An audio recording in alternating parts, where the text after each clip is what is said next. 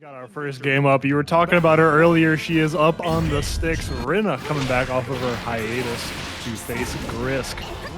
Yeah, Grisk notably doing pretty well beach episode this past weekend. And that's going to be a heck of a first set to be on stream with if you're Rinna. And that Brave counter, unfortunately, not killing dead. She got an air-to-air JU. Had to stabilize that confirm with a Raging Strike, which unfortunately lets Grisk cash out with a little bit extra damage there.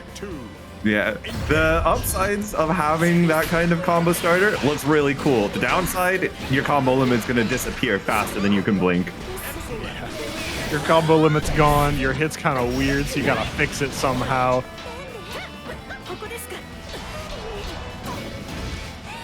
Rinna's been very good out, getting nice big counter hits. That's a nice solid route.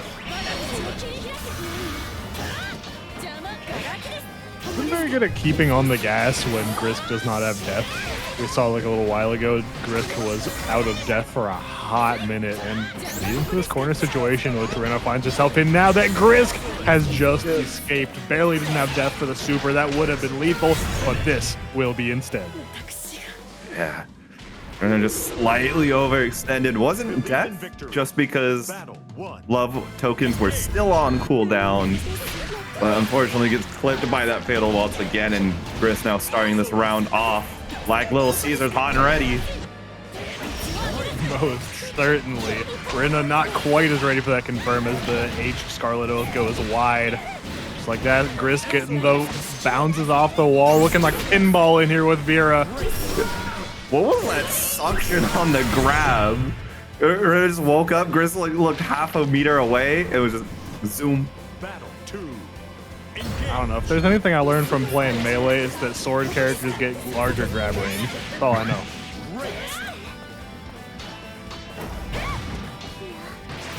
Oh, there's a 5U. Saga standing. And we were just talking about this off stream before the stream started. The Raging Strike setup with Luminiera not evaded by Grisk. Had to eat that full guard crush, and that was an extremely dominant round by Rinna. Absolutely. But the science. Yo. One flip, Rinna getting caught holding forward on a wake up. It's gonna give Grisk a lot of death token back in the run up to bait berry counter. Punish, absolutely close medium, gets Grisk that hit, and 100 meter on deck. The stocks are winding down. That's going to be a hell of a lot of damage. Yeah, it just got hit by Exodia, essentially. The ideal Nier night. HUEBERT and Semi fresh off a top 8 at Boston Blue beat HUEBERT on his return to Granblue. Yeah. Notably, HUEBERT picking up Belial. Maybe decided after WSD, the Voss can cook, but it's not going to be an Evo ready. Let's just get the Belial. The good old tried and true. This feels like a side of HUEBERT that I wasn't supposed to see, though. I've never seen him rep the default color Belial as opposed to like the deep red one until he came back to Granblue this past couple of weeks. Changed person. Someone out there. Am I just challenging that? EX Asmodeus was definitely a little bit on the greedier side. A little bit of autopilot there from HUEBERT. Run up U Fireball, gets him a whole lot of space though, that pushback. Even though it didn't offer him an opening, gets him the screen space he needs to make Semi a little bit uncomfortable, make him overextend, and allow HUEBERT an opportunity for a challenge. Absolutely. And you know, seeing some nice, interesting routes from HUEBERT too. Haven't seen that Goetia into SBA routing in a while. However, Semi stopping the roll out of the corner. This is already more attempts at crossover than I feel like I'd seen in the past several months of Granblue. Yeah.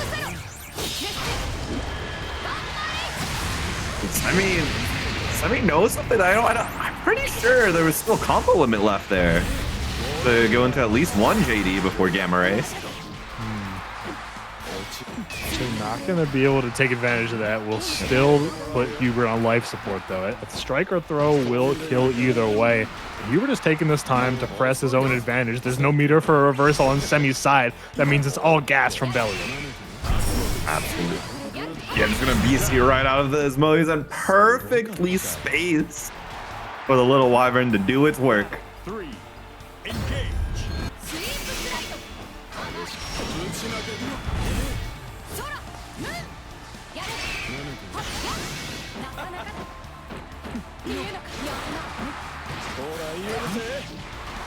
Right throw here, HUEBERT gonna have Semi back in this corner. What a 2M, gonna outrange Belial on plus frames.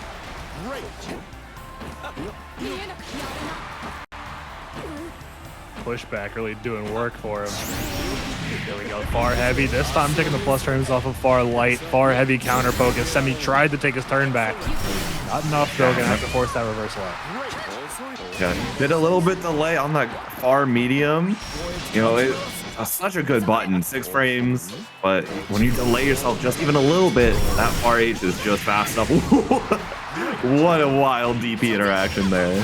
Just in the nick of time. Semi had full confidence that HUEBERT was going to be reaching. Even though he put himself about a quarter screen away, Semi knew, all right, that Belial is coming. That big hand of Asmodeus is coming. All this little micro spacing, just trying to bait HUEBERT into far Hing, maybe a little 6XL as a treat. There's that treat. And HUEBERT gonna find a mash out as the cherry on top. HUEBERT taking game 1. Guaranteed. That was supposed to be run up SSBA and got misinput into Ultimate Dragon. Yeah, Semi definitely swung for the fences. He was going big or going home. Unfortunately, the latter was the case in game 1. However, we're already looking pretty good in game 2 as HUEBERT is leading pretty heavily. Absolutely. Yeah, EX Goisha definitely going to say no to some of these dragon starters without the wyvern already on the battlefield. Great shimmy. That backdash, Belial's known for it for a reason. Wait, 2-up Frank? Yeah, what? Hello? I like blinked at the 2M and then suddenly I was in a super. How did I get here, bro? What happened? Yeah, what kind of labbing has HUEBERT been doing to pull up, you know, 2M frame kill into SSP? Why not? I don't know. After HUEBERT's foray into City of the Wolves and Ronaldo, he's moving differently. He's moving deviously here in Granblue. Yeah, that's the Belial special right there in the mid-screen. 6XL far M, 6XL far M, and let me just hit you with the far H once you're beginning a little too comfortable. It's just the attempted throw, didn't quite get enough distance on it. Semi now able to get the corner, no lightning. Doesn't brave counter the US Modius, but waits for afterwards. Now the screen position's so much better for HUEBERT than it could have been. Oh yeah, as block string Semi all the way from coast to coast. Those 2Ms though have been the button that's getting Semi out of trouble. They always find the mark. Yeah, it does go quite a far distance. Great far hit there with a counter hit. Too far away for a kill though. And you don't want to get HUEBERT any good stuff going. Able to spot dodge the Goisha, which is probably going to be the reason Semi wins this round. HUEBERT though done enough stutter stepping to get the meter. Not gonna need to spend it though, as Subway Slammers. Katalina, another character that will be seen at EVO, most definitely. Oh my. Yeah, we're gonna be seeing a whole lot of those at EVO too, Kopi. Counter hit 5H from 2B, smacking you from across the screen. How dare you press something? Do we know if Sanchi's going to and Fanfare are going to EVO, or if it's just going to be Vermillion as our top 2B reps from specific regions? I don't think Yoru Sensei is going. I don't It's she's definitely become a significantly rarer character than she was at one point. Yeah, but she's still so good. And Vermillion and yours Sensei have been showing it in multiple ParagOnlines. Greyfish able to turn the tides and get this back to the corner in a very good spot.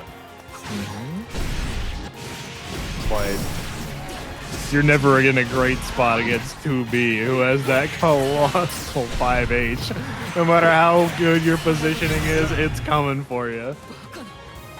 Yeah, there are two constants in Granblue Rising: 6XL and counter hit 2B 5H.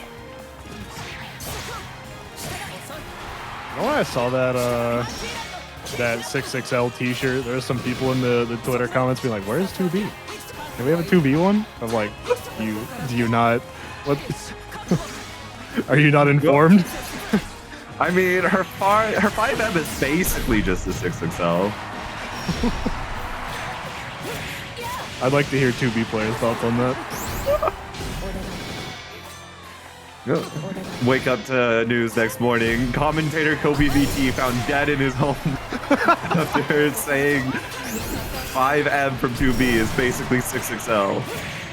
Expose on Kobe VT by the 2B players. Listen, they wrote that 2B like document. That thing is like 10 pages long. They can drag you all day. Oh, don't get me started when I update the butterfly cookbook. That'll be long. Butterfly cookbook? It's fire. That's heat. No escape. Oh no, Vermillion's fuzzy timing getting a little bit called out. Battle 3. Engage. Greyfish hanging on there. The first round honestly looked great from Greyfish. It was just a couple key presses from Vermillion that really sealed it out. Greyfish maintaining some of that momentum here, putting Vermillion into her early corner. Yeah. And look at all this meter gain too. Being very respectful of the 5H now. And if you're walking, you're gaining a ton of meter. Fish nearly cresting 100. Vermillion knows if he stays in that corner for any longer, death is sure to find him, and the far light from Greyfish is the arbiter of that fate. 214 or 236 U's, excuse me, to seal it out as Vermillion had no recourse. Yeah. Good old frozen blade loops. They definitely do stuff it. Why? That was so far away. Something killed me about the hard stop. Why? What if you wanted to press Enchanted Lands in neutral, but 2B said? No poor Katalina player. Don't press into 2B 5H rain. No. The 5H it is coming. There, Vermillion using it to maintain that spacing in the corner. It's pretty good at keeping the options at Greyfish limited. Looked like, yeah, that was an attempt at Enchanted Lands. Unfortunately got hit before the armor could start. And, oh my, just got hit. And with one Brave point to your name, Brave penalty will determine your death is swift. Indeed it will. Vermillion fighting back after going down in game 1 to Greyfish. He's like, look, I got ladder performance metrics to keep up. I cannot be taking L's this early in the ladder because losing games, dropping games early can be a liability later on. Yeah, especially, you know, maybe you get into some tiebreakers and then it could be that one game you dropped in round 2, round 3. That was the deal breaker of you making top 8 or not. Indeed. Vermillion fighting for dear life. Greyfish fighting with JM and constantly counter poking about 3 or 4 times in a row that Vermillion tried to stick out a button to no avail. Absolutely. Life disadvantage. Tether coming in. Brave counter gets blocked, but I think Vermillion would absolutely take that trade.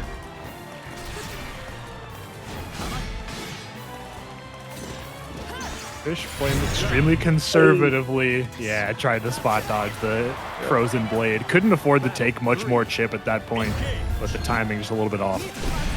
Yeah. Oh my, another huge big 5H counter hit. I think Vermillion has that spot dodge on the sound cue to Frozen Blade. You get so into it over the years that you play against Cat that all of a sudden the slow version comes out and you get jump scared.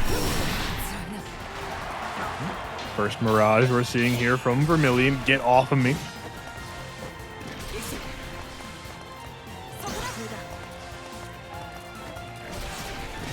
I like what you pointed out about that sound cue.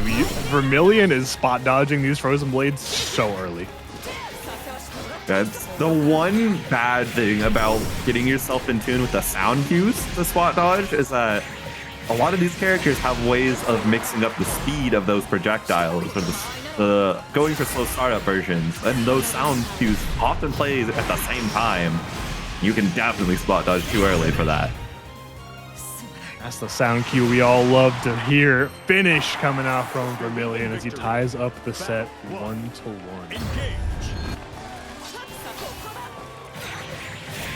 Nice, giving the 5U right on back so Vermillion can just close that gap in an instant. It's a little bit awkward there. Vermillion really assuming that 2M into tackle would have comboed, but I guess not at that range. Yeah, just one of those things. Potentially was just a pixel or two late. Nice spot dodge on the U enchanted lands.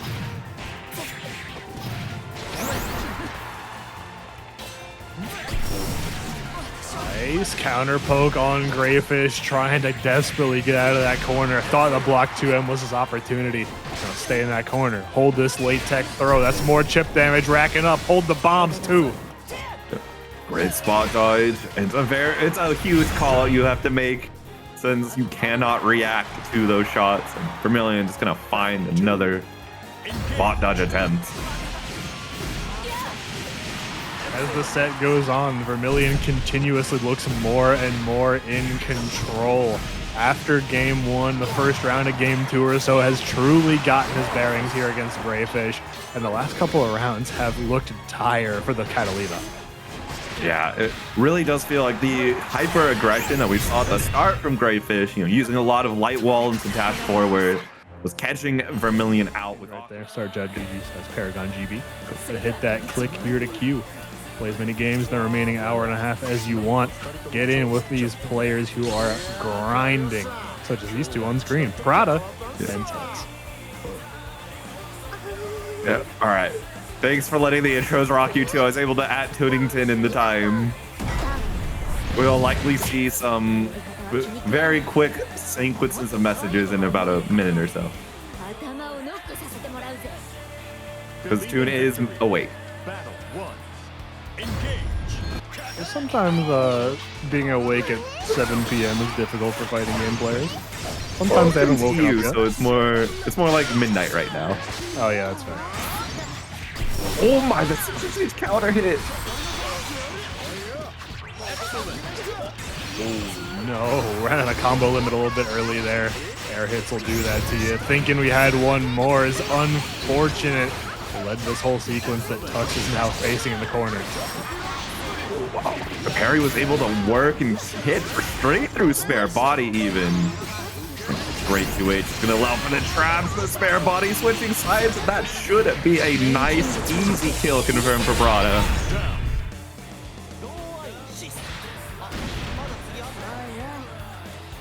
Battle 2. Engage.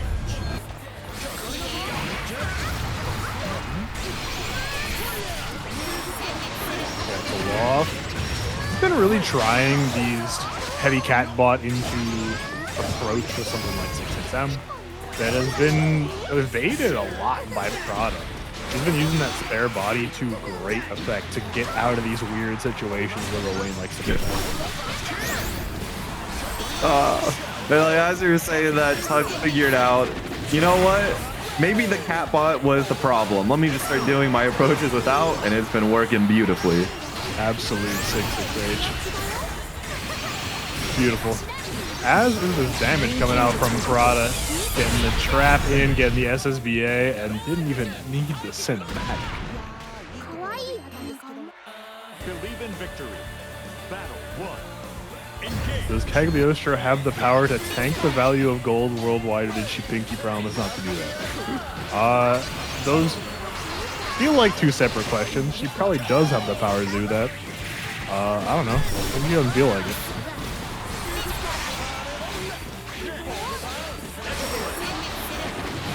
Oh, got hit by the missiles. That's going to be a solid confirm. And the spare body gets caught by the bros at the quick time. Gets the whiff raging chain and is still able to pick up off the backside of it. You love to see it from Tux.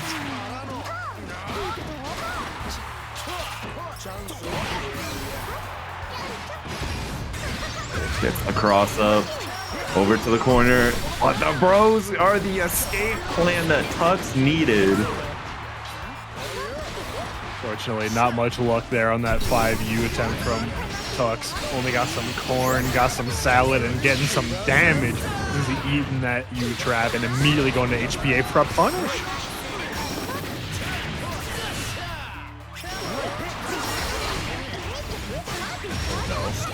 Tommy let him down. Tommy wasn't covering the skies. He abandoned his post, and Lowain is paying the price. And just with a sliver of health, too. That's very unfortunate. Battle 3. Engage. Got it just like that. One round away from putting herself up at 4-0, I believe, in tonight's ladder. He was putting a dent in the competition. Yeah, a shimmy, too. Oh my god. A trade of reversals. You're feasting a little bit. Has to be very respectful of this trap, and now that's gone, that opens the door up for Tux. Looking to shut it though. Raging strike confirmed. Gonna give her enough. The wall bounce is close, but combo limit strikes. Tux has a chance. You're gonna eat it up, try to get some health back, get away from chip point. Got a whole lot of meter now. Nice spot dodge, and that is gonna be it. Prada taking the set over Tux 2-0. Here we go. Here's one of the Vaseragas. Pin 0 is actually showing up, and another Katalina in South. Canada's own South. I think the last time I saw South was... I haven't seen him in quite a while, although I know he's been entering brackets recently. Last time I saw him was on Belial. I like to see the Katalina, though.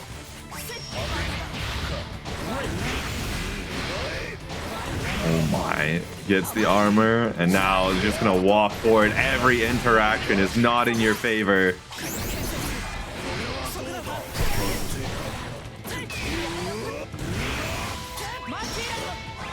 Vaseraga getting multiple opportunities for armor off of one Soulforge charge is so good for this character's ability to just bully you.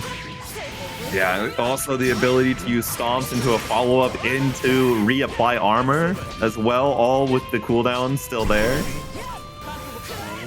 Is that not hype? What? I'm not gonna say anything. Hey, we're stomping him down. Light wall, who? Get out of here. Battle 2. Engage. Okay. Oh, nice. Gets the counter with a light wall. South just held his ground. As soon as that Savage Rampage came out from pin 0, all right, 5U, you're going to walk into it. You're going to try and press and catch me out, and that's when I'm going to strike.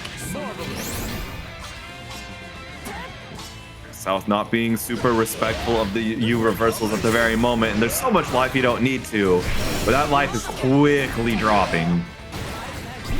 Yeah, pin 0 is getting very close. Tried for the U Instinction, but that's exactly when the 6XL came out from South.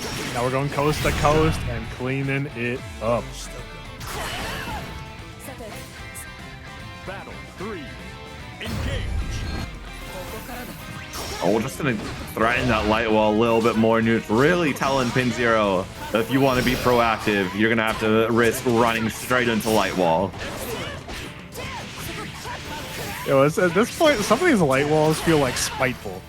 They're like, look, you're playing Vaseraga, you got all this armor, I can do some of that too. I got guard point.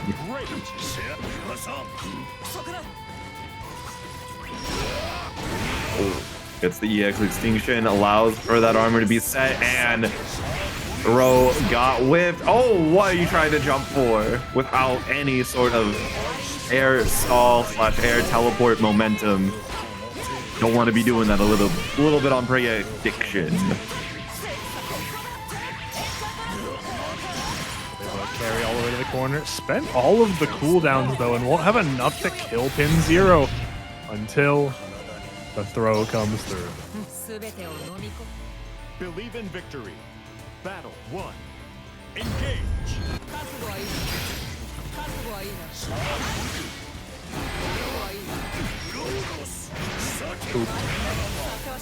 That great scythe Rinna off bin catching South out. Haven't seen any of the or many of the ultimate version, but the H versions have been aplenty.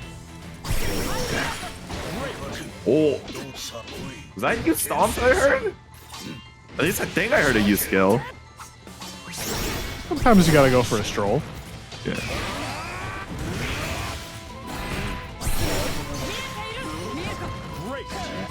You Enchanted Lands. We saw that a lot from our previous Catalina. South representing it for the first time, and Light Wall has been such a moneymaker. The Enchanted Lands version didn't quite do it, but the regular 5U certainly put a dent in the health bar of pin 0. Absolutely. Oh, and gets the run up throw. I think pin 0 might need to be a little more willing to just throw out that 50-50 that Voss can kind of start to enforce with his reversals. Since you can, if you're going to bait one of them, you can only bait you tackle or you command grab at once. You can't do both at the same time.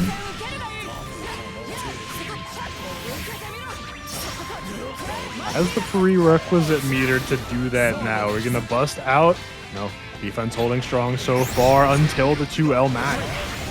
Like you said, pin 0 not willing to spend that 50 on the reversals, will instead trust the Abare. Oh yeah, you can't just let yourself activate Light Wall right there. Armor is going to save a little bit of pin 0's life. South soon as we have the Savage Rampage on deck, the Soul Forge as well. We're thrown into the corner, that armor's running out soon. And just wait for the ultimate stomps. I mean, it was gonna be threatening chip out if South was pressing anything. I think that's a super intelligent defensive option there. They use stomps having some armor of its own, and like you said, threatening chip out with the stomps into the slam at the end. So difficult to deal with there from South.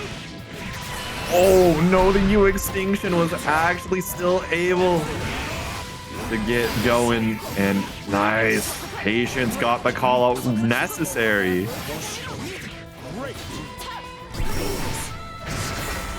Okay, there's that reversal we were looking for.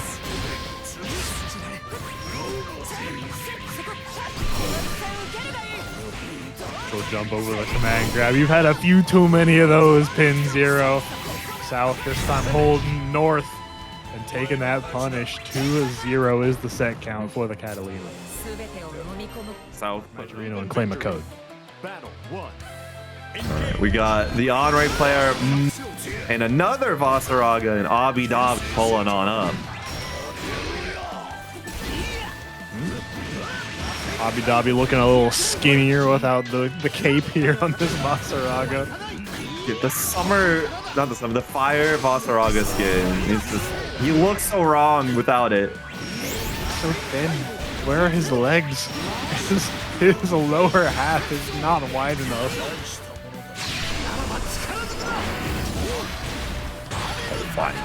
Just getting huge amounts of damage on. And yeah, Anre perfectly fine to start backing off. Although Instinction can really throw a wrench into that plan. Well, as when that armor is up, a lot of Anre's tools to break the armor have significant startup. We saw the startup of H Spiral Spear that didn't quite make it. U Spiral Spear catches the spot dodge. Now Obby Dobby's on chip out. Yeah, tried to go for the U Rakshasa. Yo, Zane pulling up with a big ol' raid. Welcome in, everyone, as Obby Dobby takes this round in the first game of this set of our ladder. Air to-air jump medium from Obby Dobby. Oh, that's sick. It's the like the answer, air button. the confirm as well, but no extension.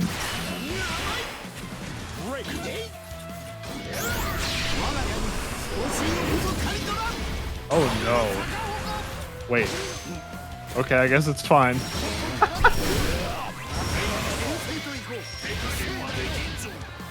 I thought for sure that missed hit confirm was going to come back to bite, but I guess not. Obby Dobby getting caught by the end of it, and pushing on right into the corner afterwards. Instinction is so good, man. It's so good. It is such a great use skill. It's only gotten better as Voss has gotten significant buffs. And that's going to be Obby Dobby taking game number 1. Believe in victory. Battle 1. Engage. And it will. Dobby gonna counter hit off that mantra wheel. Not quite working out, but the parry is. Effective use of parries are very, very solid against Vaseraga. It's one of the more traditional answers to some of the stomp and armor follow-ups. Obviously, putting your opponent in a cutscene parry is a whole lot better than some of like Anre's 5U, where it doesn't put in a cutscene, just as a parry. Yeah, it really is those charge parries, the actual reversal that is money making. We tried to see a 5U attempt there but not working out. I would like to see him start using the air parry as well.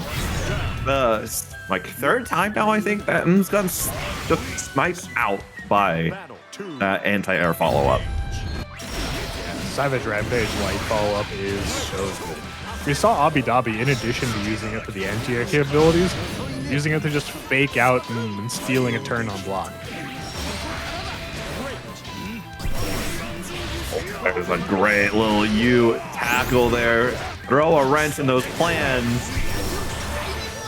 You can't spot dodge that U spiral spear. You have to roll through it or just respect it. Just wait for it to end. Mantra wheel not working. That's got more hits, but not enough. Not quick enough either.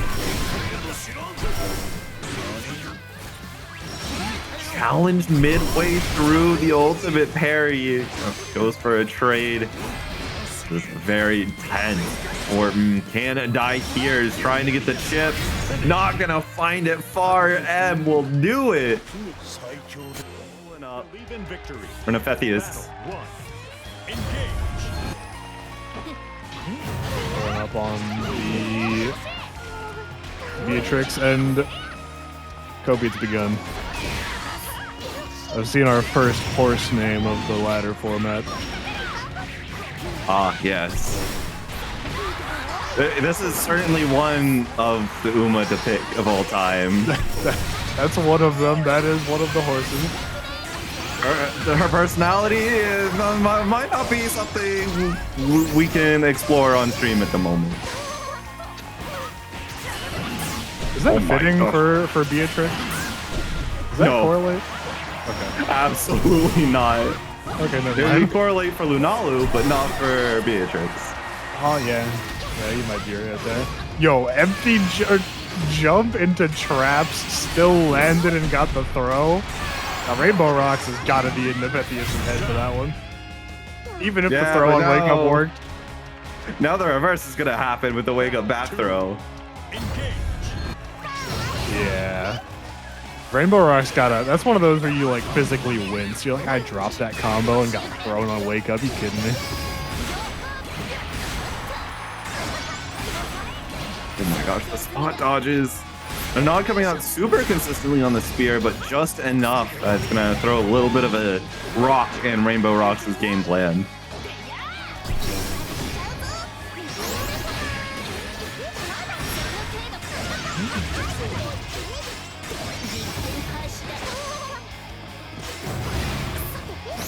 Wow, way too fast for the traps. Yeah, it's always that pain of playing Cagliostro, right? When your opponent has forward advancing special and they can just zip right past the trap. Battle 3. Engage. Yeah, whole lot of characters with that capability. Beatrix, Sirius, to name a couple. Just say nope. Perhaps I don't think so. A shimmy at the end of all of these mids on repeat. That's going to be quite a painful situation here for Nephetheus. The double spare body.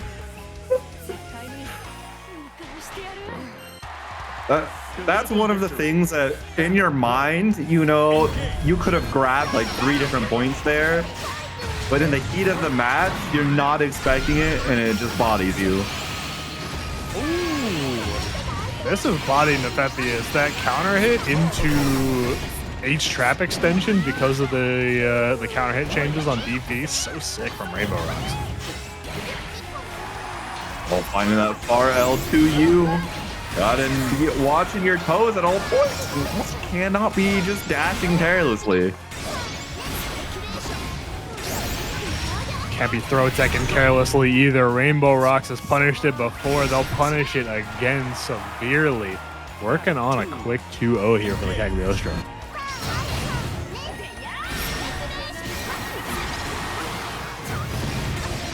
Oh, misjudged the riding free distance. Got clipped by the trap. Didn't misjudge a thing there. As RainbowRocks got a little too comfortable charging that rock level. Rock is still hanging around on RainbowRocks' back pocket. The problem is they're not getting a chance to use it.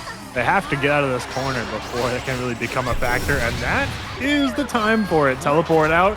Misses the 6-6M, but we still got the rock, we still got traps, we still got confirms.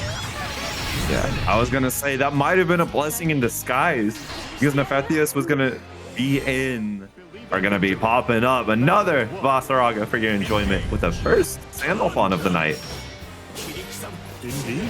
I've been seeing a whole lot of contention about this character's strength. I know since we're right before Evo, it's kind of tier list season for at least the Granblue community. Yeah. And Sandalphon is one of the characters that I feel like I've seen the most variation. A lot of players putting him like, okay. And then Fitizen dropped one today. I think that Sandalphon like top 10. Yeah, I mean, Arafu definitely is influencing that a little bit over in the European. But Sandalphon is just a very solid Shoto. Like, you don't have to interact with the elemental stances at all if you don't want to. His base hit is just that solid and functional. It does give him some benefits and some downsides, of course. But I mean, if you value just a nice, consistent character, that is what Sandalphon will bring you. Yeah. Wonubi, though, giving us some of that elemental gameplay that we were wondering if we're going to see. Yeah. Water stance. Oh, going Earth mid-screen? Yo, I had never seen people use wind stands. Or not, it was Earth stands. That was like the thing that people were posting these funny near infinites to Sandalphon release, and then everyone was like, these are too hard. We're not going to use it. The conventional wisdom, as I understand, has been that Earth is great in the corner, but mid-screen, the fireball being short limits the usability. The armor limits the usability of SSBA as a punish. Vaseraga has no problem standing there and eating the whole thing. Yeah, as long as the life total is there to eat it, why not?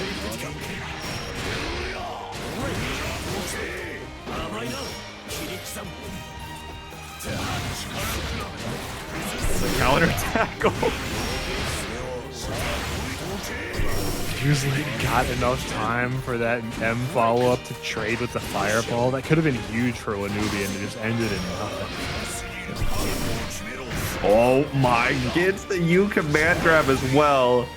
Usually it's just kind of running the show so far.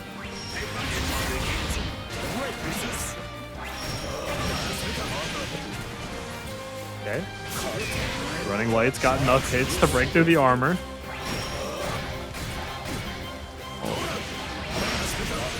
Oh, got the DP just in time. All right. Fuselit is... Oh, I thought Fuselit was going to go for 6XM. Just knowing Fuselit.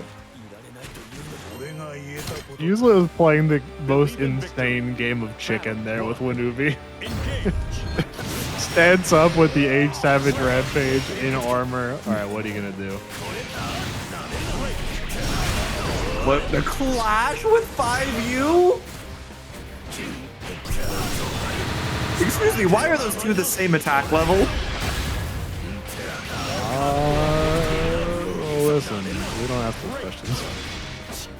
Apparently. Or it's probably an answer I do not even want.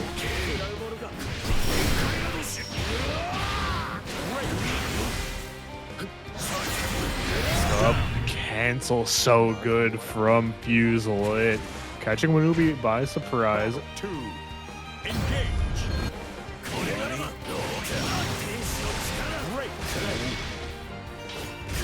Could not get the far L extension, but Fuselit ready to fight out. Trying to claim the set here and now. Wants to move on quick to keep getting these wins to make top 8. Maybe unfortunately not able to spy dodge through that tackle quickly enough. Fuselit fought his way out of the corner. That's difficult for Wonubi. You're stuck in the corner. The armor is not on, but the far medium is bopping you on the head. And Fuselit will get that 2-0. Just trying to run. We got Seika who pulled up. Danny Kim is how I'm gonna say this until we get corrected. Yo, I'm not gonna lie. This color of this Vaseraga skin is so good. Yeah. I've only really seen like the gray one from Obby Dobby and Fuselit before. That one's alright. This one is mad good. It looks a little thin, but it's really cool. Yeah. Yeah, nothing will, no of the colors will fix the thinness.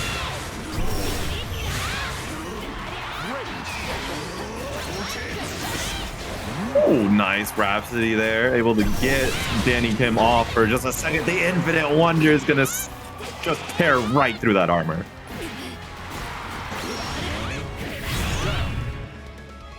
The Rhapsody has been the more effective of the two armors that we've seen so far. Seika continuing to get the launches off of that and punishing Danny Kim's attempts to go forward.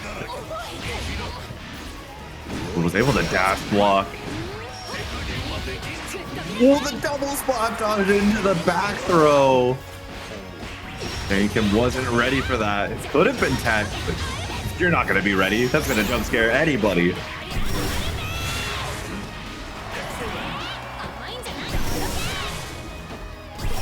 Plus right into the Infinite Wonders and get on out of there with the GSG. Then the 50 for that Great Scythe grin off. Got the armor on, but he's still stuck in this corner. Another Infinite Wonders of the ultimate variety. The only Danny Kim was going to continue on there was going into Infinite Armor of the U skill. Have to lean on that next time, though. Keep that in the back pocket, as Seika has closed out Game 1 dominantly. Yeah, I mean, Seika is just one of the best Zeta players out there right now. Gotta absolutely be on your toes. Oh, here we go. We're back to the Ladiva. Believe in victory. Battle 1. Engage. Okay. Gonna try and grab Seika out of those Rhapsodies. Forget it. I was getting armored too often. I got a command grab.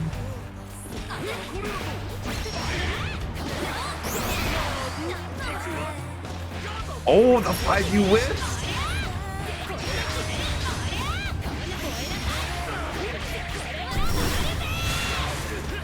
Oh. Yeah, this is going to be very tough for Danny Kim. Vaseraga has a lot better defense than what Ladiva has, at least before 100 meters. Ultimate, or SBA and SSBA being command grab reversals, do be running things at times. They do, but they're not coming out here from Danny Kim. Seika has claimed another round and trying to continue this quick run in our ladder format. looking at the clock saying, okay, I got 35 minutes. I can make it.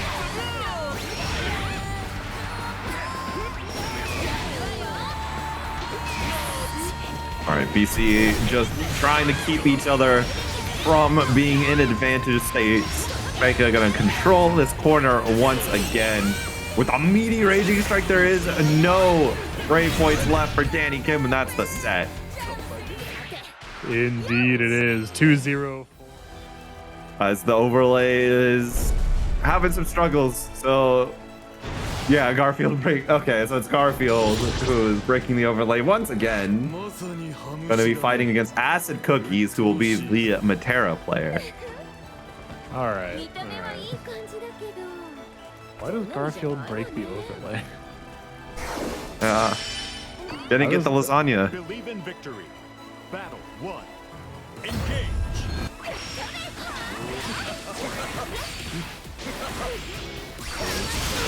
Maybe the overlay really wants you to have Garfield, and it's like, what is this Garfield nonsense? This isn't Under Night. There's no Garfield here. Oh wow! Metera showing the strength of her projectiles, stuffing out all of these U skills. Stuffing out the Unisonic at every opportunity. Oh, the 5U just went slightly below Garfield. The U butterfly was there. Acid Cookie's trying to get a little too fancy with it.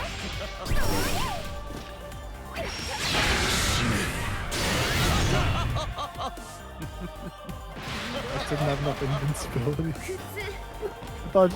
I wasn't sure about a punish there, but I thought surely Garfield was gonna get through. You'd think.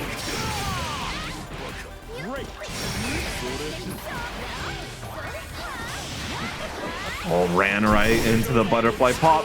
Once again, the 2-1-4U just not working out for Garfield. I love that Khalil has to spell Garfield with 2 D's for the overlay to work. It was such a funny bug.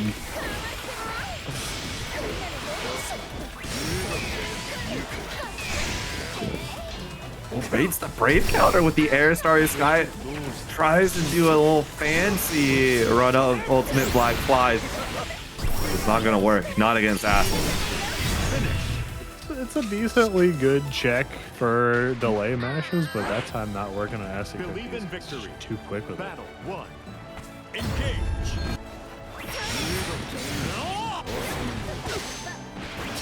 Great tech, but unfortunately the 2M from Garfield comes out faster.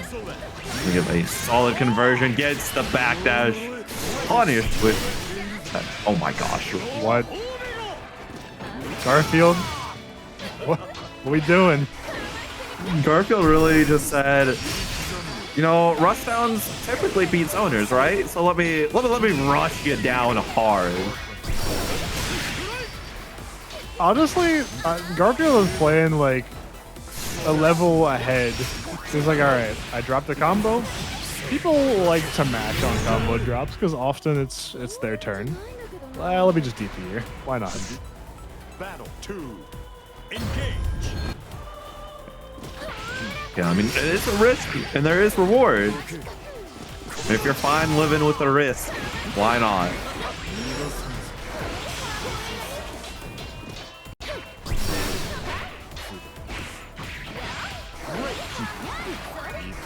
Flies getting sniped on out, tries to get another bait, but Garfield not biting this time.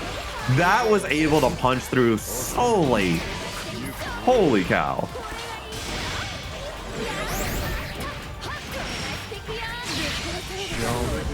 From Acid Cookies getting through just before Garfield was able to get that wall of black flies up for the Carmex season. 3. Engage.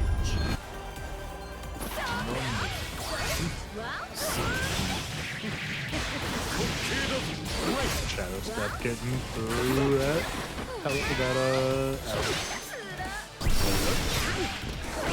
Nice. Uses the air stall in order to avoid you black flies.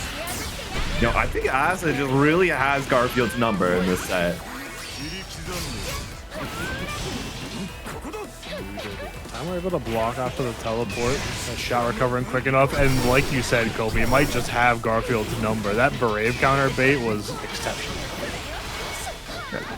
You know, a teleport will not save you from you butterfly. It will come back to your location. What an amazing answer to the dive kick.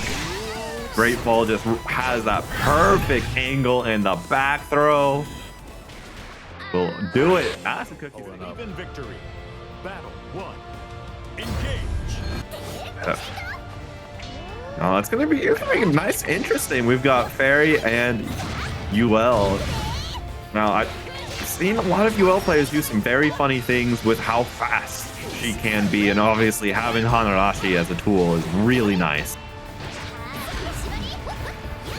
That it is. Hasn't gotten a chance to use it though. Getting back into the corner, but that was a good press out from like Nekopara, calling out Gio's pressure a little bit. Trying to get the anti-air just a little too late. Gio able to get things started. Amazing air-to-air straight into GG, right into Momo. Not going to be able to find a kill though. Combo limit's going to say no. It's tagged and oh, Kobe, it's gone from bad to worse. The anti-air coming out a little too late. I almost thought that UDP came out too early to kill. I cut in a little close there. All calculated. Just enough.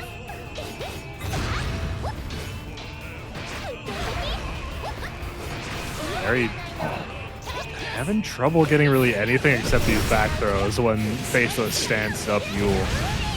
Yeah, I went for the common Yule bait of using that stance 2M that everyone respects as a safe jab, as a fake jab entirely in order to get a auto-timed throw.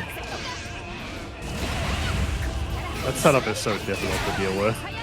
It really is. You don't have the time necessary to react to whether or not it's safe jab or not when you're also looking for the overhead. You don't want to. You can't DP it preemptively because it is the safe jab. You're cooked.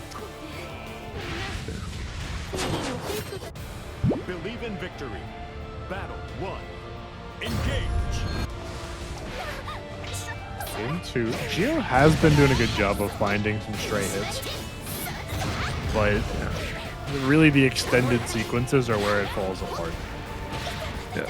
Oh, got the overhead. Got it. Oh no. Okay, got mixed. Didn't go for the multi-overhead strings. The danger of fighting Yule, man. Because you'll get strung up in this corner. Overhead, overhead, overhead, overhead. Makes you want to block high, get that punish. But if you miss and get that 2M, that's such a more damaging confirm. Yeah, it really is. RM, and oh, that's counter hit. That's a combo route.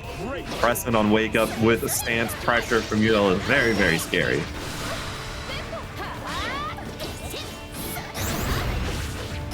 Koyo in the chat cheering on Ike Nekopara. Shout out Koyo. The heart and soul of WASD GBVSR. No, I couldn't get the last raging strike in order to kill. That's giving Gio a huge chance here. SSBA is on the table if you wish. Oh, no, couldn't get the confirm. That should have been a kill. And as a punishment, Gio finding the set, slipping away. Believe in victory. Battle 1. Engage.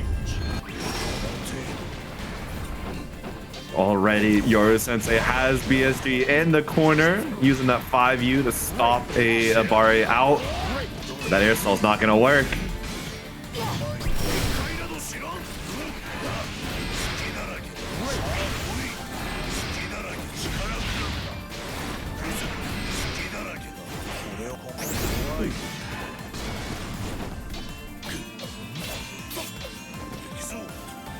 Love this. I like that attempt at a crossover. He said the patience and the wherewithal to just sit there and wait for that reverse or opportunity to reversal. All charged up the tackle. Couldn't get the kill off of it. And now Yoru Sensei has one last opportunity. Just it hangs out right above the U grab. Waited long enough. Wait, self-destruct? Oh, I thought we were gonna get self-destruct. It's not very often you get to see the self-destruct. And honestly, well, self-destruct does less damage, right? Or am I tripping? I think it does more. I don't know if it has additional scaling off of auto combo or not.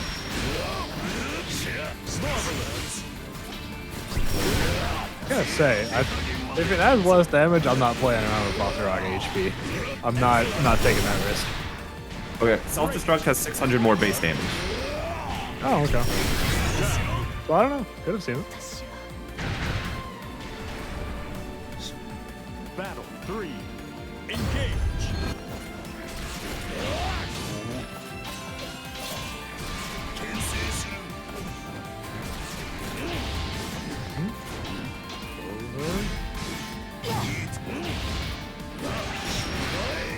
These backdashes that Yoru Sensei is going for mid-screen to try and build space kind of been working against him, allowing for that extra spacing on battalions of Nier to make it plus.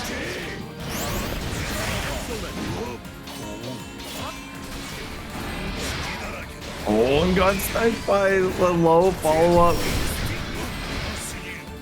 And all of a sudden, Yoru Sensei's life bar is quickly vanishing, has a ton of work to make up.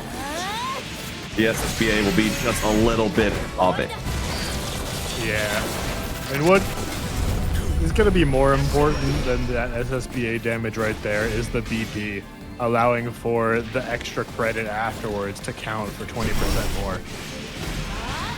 Ooh, the ultimate extinction getting hit out of startup. A big hit here. Yoru Sensei suddenly has Blue Sky Guy up on the run. Got the jab. And the run up. BSG unfortunately falling victim to Vaseraga's slower buttons, not able to check the dash in time.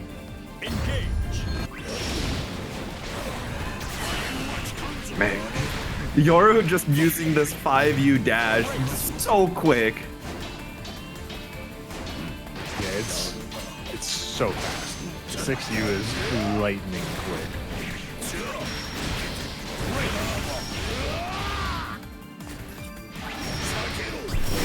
Snipe, and that is a full-on conversion into some armor.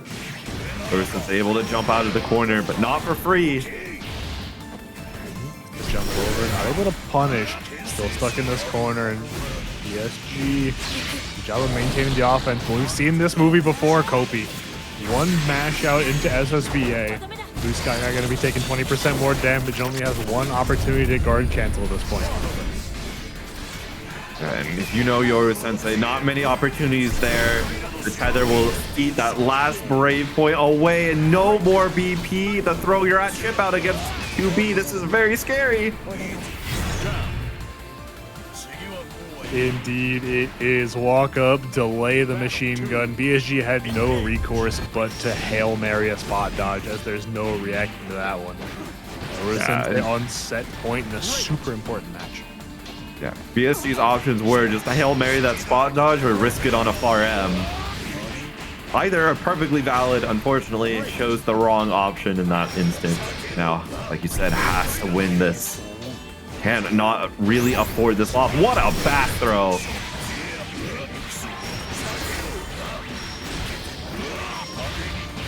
Throw in. It's a whole hell of a lot of damage. Yoru Sensei's been here before, though, and we've seen all it takes is one. The SSBA press out, catches the counter hit. MVP gone from BSG. He's hurting. Absolutely, especially because that was tech input SSBA. That was full intent, and that's going to be a huge step forward. Trying to bait out that spot dodge from BSG once again. Gets the bait on the brave counter, and Yoru Sensei taking it 2-0 over. It's going to be Koyo versus Nephetheus. We had the students. It's time for the teacher. Each of them repping what I assume to be their favorite horses. Yes, Koyo is definitely an Ogre Cat fan. Getting bonked on the head for it. 5U from Nephetheus. We already got the Delta clock locked and loaded. Oh my, another parry. Yo, Koyo hitting these. This is the most parries that I've seen in one set since Yule's rework. And with 100% effectiveness rate too.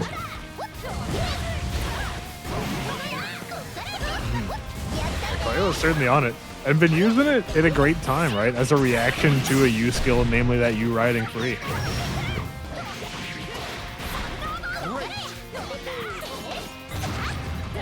Oh, the Foxling whipping, but Nephetheus was not ready to get that punish. Okay, Koyo. We'll confirm we're stanced up, keeping the plus frames, far medium counter hit, but no confirm. We're just gonna sit there, just wait for Nephetheus to try to overextend. Oh, it's one overhead, goes for the safe jab. Nephetheus in a little bit of a tight spot, gonna just claim the Beatrix special, riding free, triple attack, SSBA.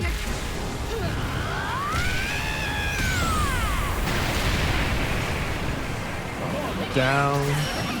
With the plus frames, I don't care. Hanarashi. If it sucks, hit the bricks.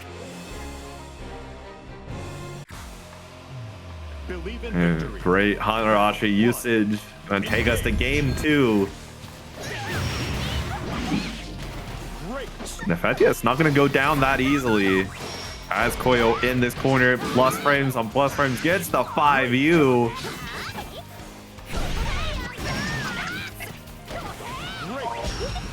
Too slow. I think that works after 2H, right? I'm not entirely sure. I think it does. I think that was high enough for Delta Clock EP to work. Went for close heavy as opposed to maybe a jab, which they needed. Oh, gets the bait on the BC, not able to punish though. However, the damage has been done, and that's guaranteed a kill. Now on set point. That's my TO. One of my TO. I love all the Granblue TOs. That's my boy Koyo.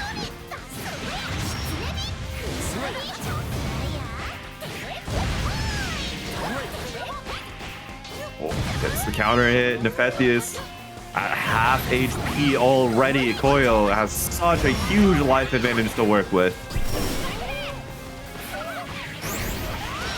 I don't know about that, Kopi. That might be draining pretty quick. Yeah. No SSBA or SBA available. Has to just take you Thunderbird, which I say just has to take, but it's still one of the best combo enders that you can do. Picks up is even better. You get the overhead, you get the plus frames. Not going to stance up. Nephetheus is going to take that time to mash out with 2U. Yeah, not the Callisto, but close enough. Callisto with some extra steps, maybe.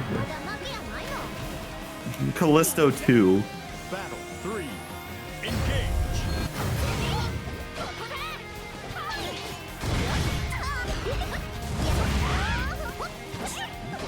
Reaction on the 5U. Plus frames kept up, and DP going wide. Double close heavy rooting from Beatrix is so much damage. Marvelous. It's the back throw. Expecting that safe jab. Maybe Koyo could be trying to gimmick out with a little bit of some overhead shenanigans. If there's even a chance. Flip in the corner. Dangerous from Koyo. We're stanced up. We still got the offense. We still got 6-6L. Dashing light attack is the name of the game. It ended our first set. It's going to end our last. As Koyo finishes off our ladder format with a 2-0. Pulling on up. Battle 1. Engage. First one we get to see this evening. I usually feel like Galleon is really only present in like Nothing and Wing. I haven't actually gotten to see the Laser and Galleon before. I'm excited. Yeah. Lazy Ruin's Galleon's pretty nice. Vaseraga can be an annoying matchup just because there are times when he can just bully through with armor. But again, command grabs change the whole dynamic when you're playing Vaseraga. They do, as does the mobility. Blue Sky guy was able to walk a little bit close to Lazy Ruin before the command grab could go off. Just a matter of frames, and that would have been a disaster. Yeah.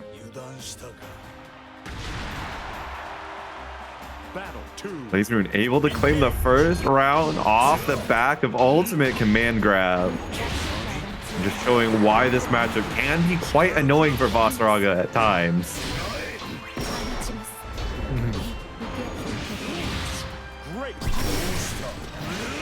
It's the GP beta, not able to get the full confirmed. Lazy Ruin absolutely gonna take that. Would have taken a punish though. That might have been preferable. Great press out from the Lazy Ruin though. I guess the side switch as well for the better positioning. Yeah. Definitely putting in the corner. The RL going to get ultimate command grabs. BSG answering back with a round. 3. Engage.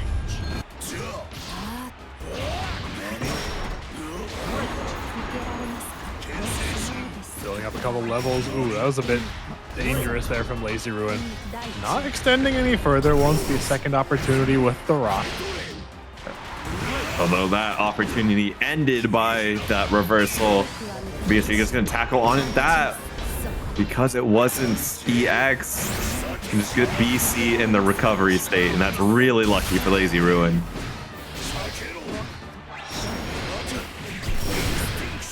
Magi with that $40? Yo! And you cleared the last code, you're the GOAT. You say she saw Galleon on screen, was like, oh, I bet. My prayers have been answered. Oh! I gotta assume Lazy Ruin wanted a command grab there, got turned into a meteor set. Unfortunate attempt there. But regardless, BSG holding north means the command grab would have likely been unfavorable as well. Lazy Ruin, another one of those forbidden BCs in Granblue.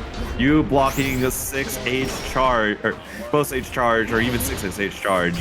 If there's Soul Forge online, do not BC it. You are going to die. Yeah.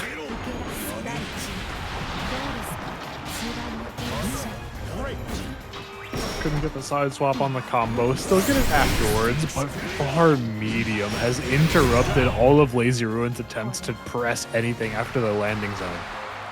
Yeah. Battle 2. Engage.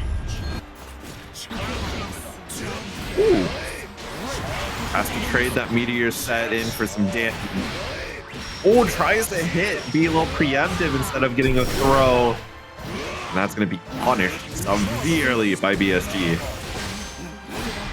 Yes, it will. The damage just keeps on coming, Kopi. Lazy Ruin has got to be thankful that BSG didn't finish that combo. Gonna have an opportunity to live, but it did not last long. That's 2-0 up for the Vaseraga. Believe in victory. Battle 1. And for those of you who are new, top 8 is all first to 3. So we're going to be in it for some nice long sets. Lazy Ruin, another chance to make these pieces fall into place. Rock falling on top of BSG. The throw getting him out of the Savage Rampage. What a link off of the battalions. Oh my god, we got level 3 meteor. Oh, what a great jump out at the end. That could have been a massive amount of damage. Lazy Ruin was able to connect that command grab. Landing zone is still there. It gets adjusted to be right under BSG, but because of the counter hit, there's not going to be a chance to use it. Raging Chain ending the life. Lazy Ruin now has to deal with BSG being on set point. One more mistake, and that is Lazy Ruin's tournament point gone.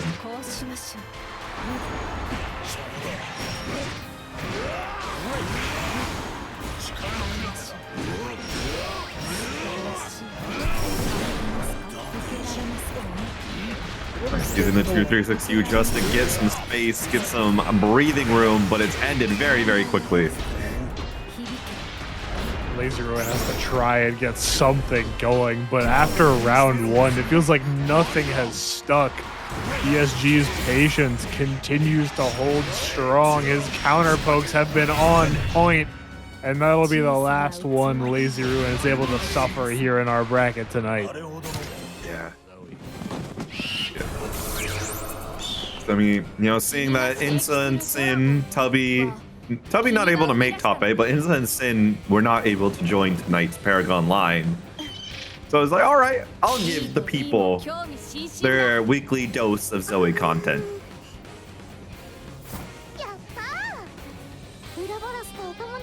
It wouldn't be a top 8 without one, right? Believe in victory. Battle 1. Engage.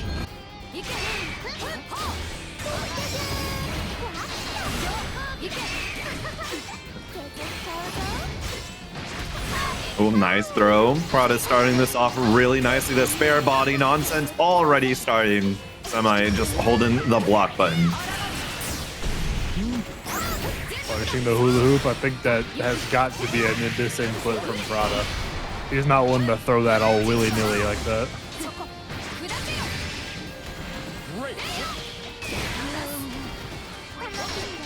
Quick BC just out of the corner.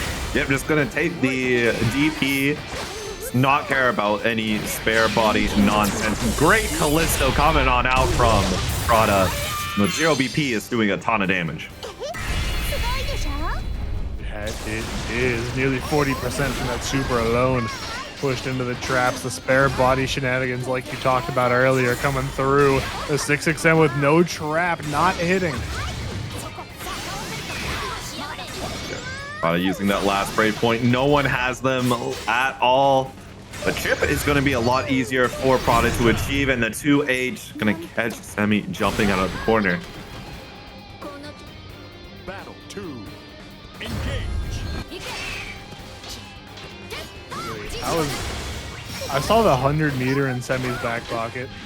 After that previous set, the number of reversals that Semi was letting fly during the ladder format, I thought for sure a DP was coming out, or a super maybe. Teleports. Almost was able to get the continuation of that combo in the corner. Semi able to fight out with the ultimate DP. Was it? Oh, okay. Ars Magna not going to be fast enough. Quick enough to get the run up and the punish, and even the kill. The damage output from that counter hit close heavy starter is immense. I did not think that was going to kill. I'm going to be fully honest. 50% HP with no bravery points lost on Prada's side.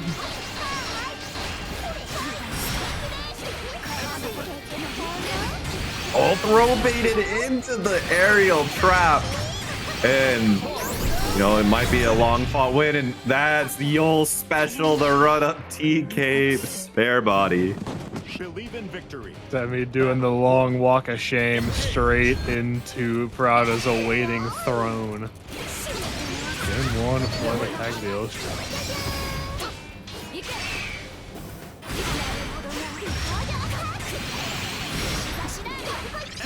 Jab pickup to get the extra distance for the bounce. Oh my gosh, the mix with the spare body is going wild. He is just flying all over the place. Prada, where are you going? Going to the next set is what Prada is trying to get to very, very quickly.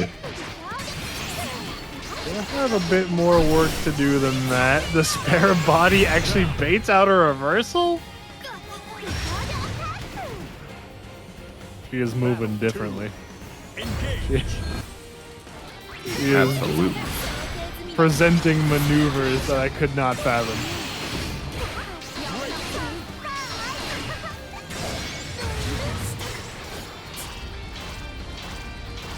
Oh Oh my gosh, just far L repeatedly until morale improves. Beatings will continue until morale improves. Dashing light attacks will continue until morale improves. The mix will as well. Prada gets the trap into the super, and game 2 sealed out with a perfect.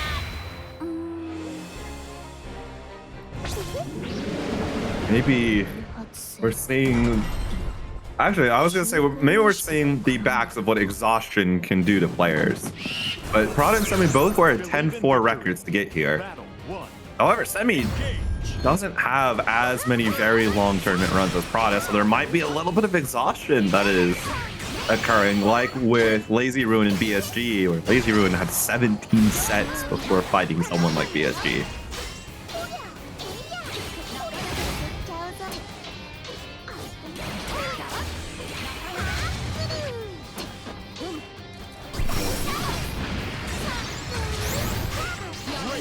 Counter poke and caught out. There's the reversal.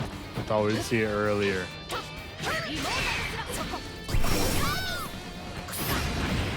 Oh god! Whoa! I don't know if that's the cross or just something forced Semi to start walking. That was... I don't know what happened there. It was cursed, but it worked out for Prada. Extended pressure sequence, not quite though.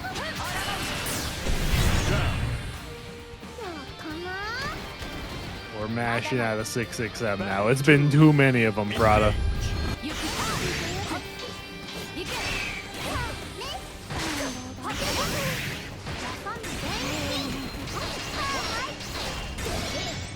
And the spare body mix continues to give Semi trouble. Not able to get the air trap set out. Thanks to the air-to-air from Semi, but it's no big deal for Prada. Just water under that bridge.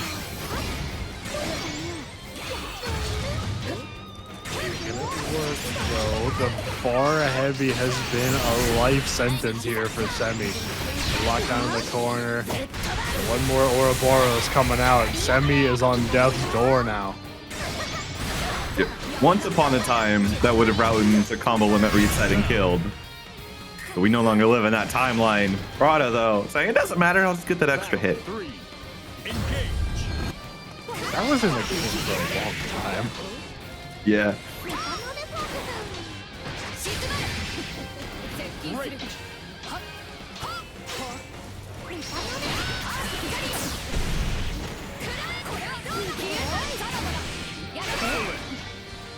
Coast to coast, drag it in the face. Sweeps though from Prada have been hitting the mark. Didn't have meter to go 2U super, but 2U trap is good enough. Oh, the spare body gets caught. Prada investing one brave point. Might be missed. Oh, okay.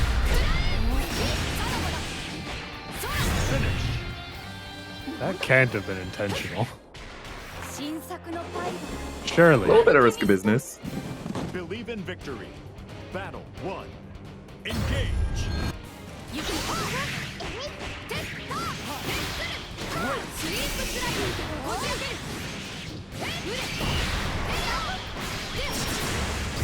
Oh, there's our good old Dust Loops back.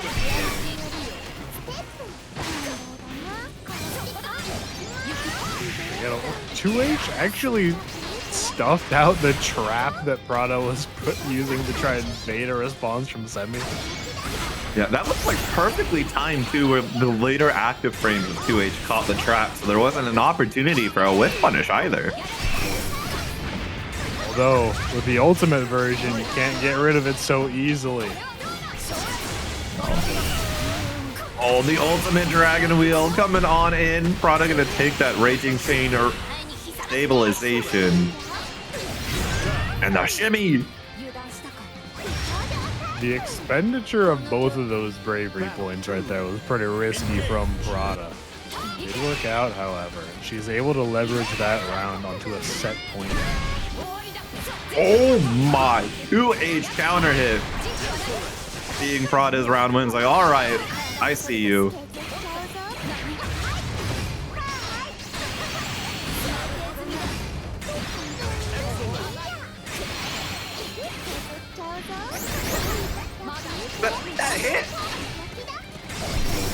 Not only did it hit, it propelled Semi straight back into the corner where they came from.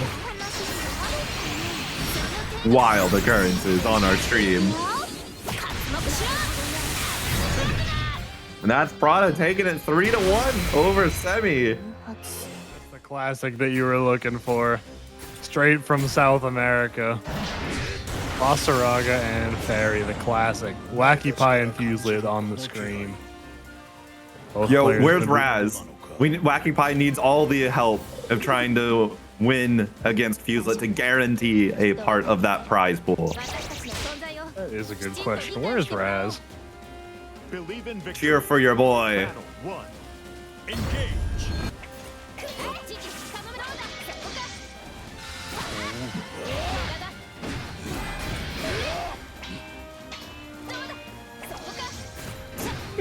Eric. Oh, I've seen too many of JF Raz Grand Finals. Wants us to end immediately. Well, the only way this ends is with one of them winning. Fuselit backing up to take some space. The whiff punish with JM, though, is how he'll retake it. You got the armor up, DP immediately from Iago. Oh, gets the anti-air, gets the confirm with the U-Instinction. And that is murder. Jeez.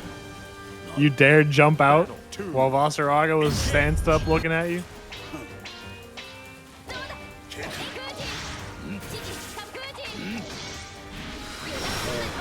Cool jumps out of GG, but just straight into Beppo. There is no escape.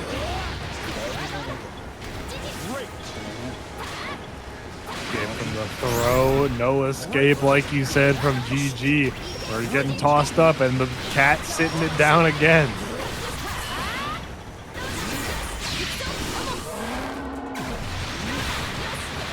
Is it enough? Yes, a perfect 7 golden letters as the answer back from Wacky Pie. Battle 3. Engage.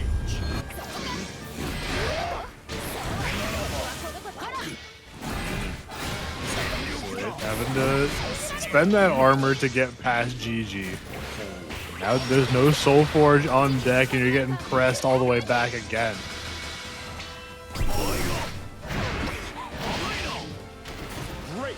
Great ultimate command grab. Just gonna take that time. Risky little armor up in neutral, but it's all fine. Feeling a brave point away from Wacky Pie. The all infinite armor stopping you, Beppo. Both players whiffing throw. Man grab not whiffing though. Got one more in the tank? Absolutely. Game 1 to Fuselit. Believe in victory. Battle 1. Engage. Wacky Pie gonna have to take things a little bit slower. Gets the whip grab, sends to the other side. Suddenly close to the corner. Finds the great brave counter to get a little bit of space.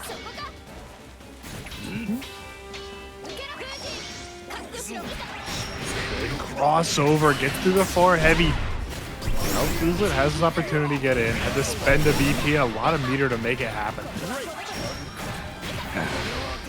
Fuselit's getting punished on these install of armors that are a little too close to the wake-up timing. But I mean, it's not gonna end out any better for Wacky Pie as another round being taken by Fuselit. Another one. Vaseraga coming in strong for Fuselit. It had been a while since we gotten to see him here at ParagOnline, and boy, he has not missed a beat.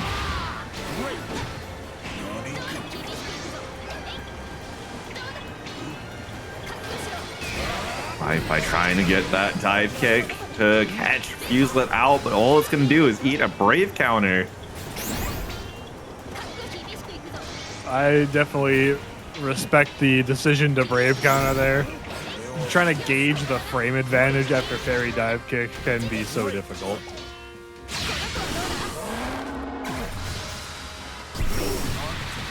Oh, ran out of info for the Momo ball to rear its ugly head for Fuselit.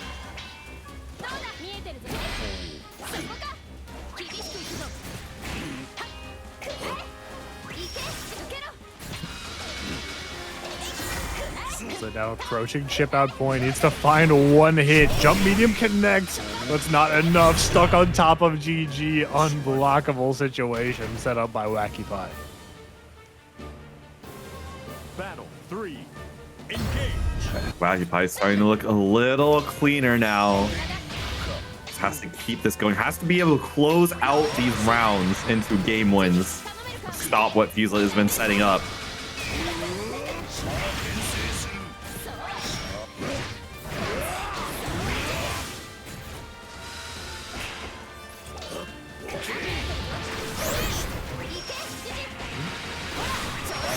He got the lows going through. Because this is Vaseraga health, the damage is not stellar.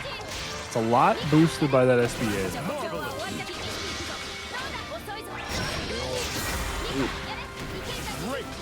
This is in a very, very good position for Wacky Pie. Fuselit down to 1 Brave Point, have a lot of space, a lot of life.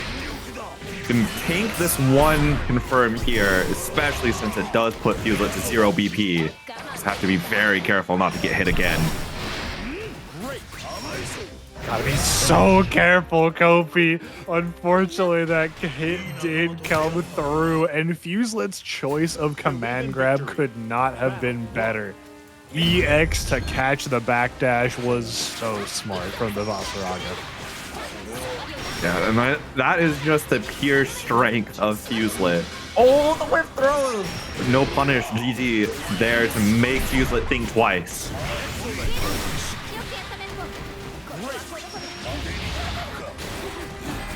Hit on the EX, catching.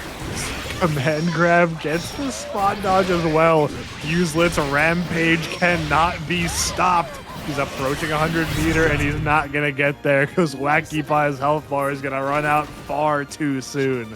Battle 2. Engage.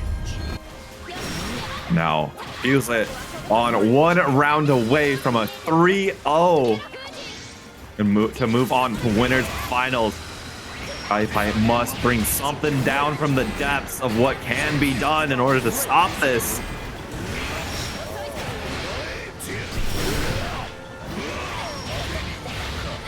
Full charge, far heavy.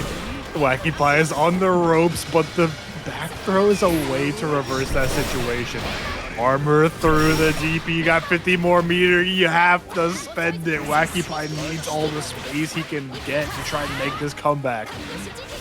Absolutely, and without meter, not a lot of terrifying options for defense, but one last hit, the 50-50 holds true. Wacky Pie still in this. Absolutely is. Fuselit has another opportunity to close out the set here. Brand new health bar, back up to full. Vaseraga, plenty of vitality in that suit of armor.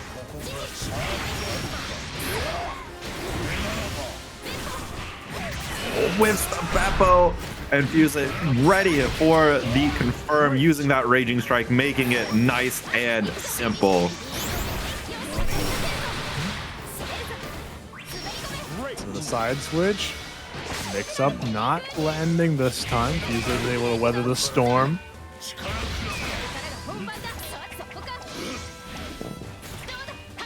Wacky Pie trying to get up to this 100 meter, needs that extra break point direly.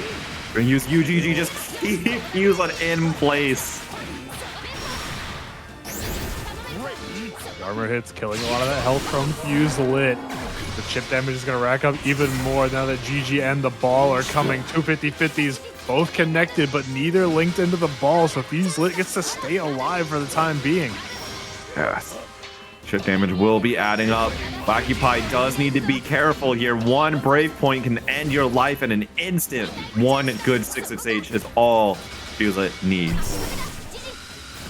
He needs to get this Soul Forge stocked. His approach becomes that much more dangerous if he has it. But now that Wacky Pie has no BP, gonna get a little bit more aggressive. Unfortunately, that was a bit too far with it. Wacky Pie holds on in the set. Yeah, that Fire M situation that Fuselit press at the end was the decider of that game. Far M landed, Wacky Pie was dead. Thankfully for Wacky Pie, had the button out first.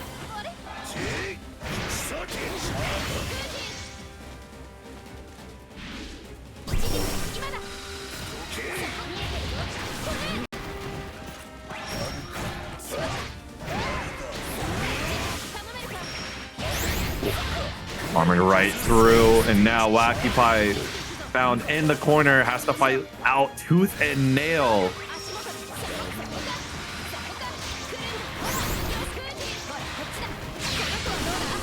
Work. Ball is up. Fuselit does not care. Tackle straight through. Armor. A little bit of a scramble there. Fuselit finds the command grab though. Still be within range of GG, and the 6-6F. Oh no! That's the Fuselit, baby. It never fails for him. Yeah, it Fuselit only exclusive. happens once or twice, and every single time it kills. There's something about Fuselit specifically using that move. It doesn't work the same for any other Vaseraga player. It isn't just the Fuselit button.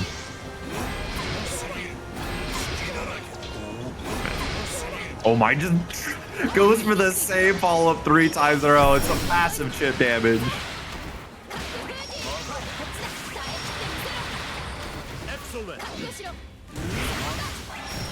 Gonna trade a tiny bit of life for some armor. Gets the infinite armor follow-up. Unfortunately, not able to convert it into. Wacky Pie fighting back.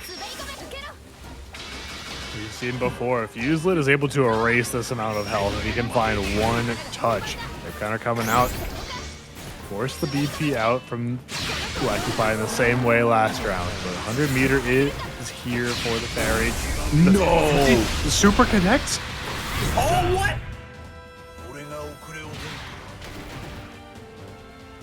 You can't be serious. Battle 3. It didn't go into the cinematic fast enough? Are you kidding me? All right, then. I guess that does interact like that. Momo, the MVP of this set.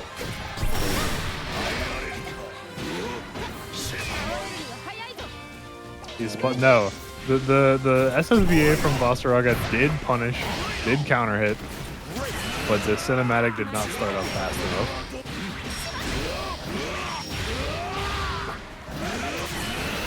In the end, it didn't even matter. Fuselit. It's still gonna be going on. We got Galleon, we got HUEBERT, we've got Narma, we've got Belial popping up. Indeed. These players maintaining excellent records throughout the latter part of our bracket here tonight. They're going to be fighting to claim that other spot in top 3. They're trying to get some of that money immediately. Absolutely. Trying to bait out here from HUEBERT. Gets 6-6L'd in return. Now Galleon is the one getting a flip counter hit, and that will be a death. No two ways about it. Sir. Chopped up real quick. Battle 2. Engage.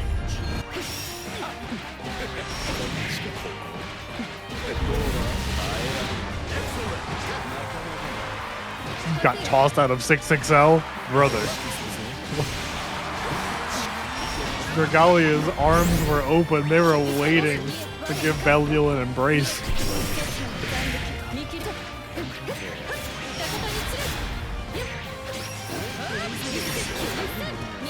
Oh, combo limit hit before the setup, but still does not get punished for messing it up. And Galleon finding a win off of it, actually. That's one up for Dragalia in a very, very quick game one. That's a game where I would take a second and decompress if I were HUEBERT.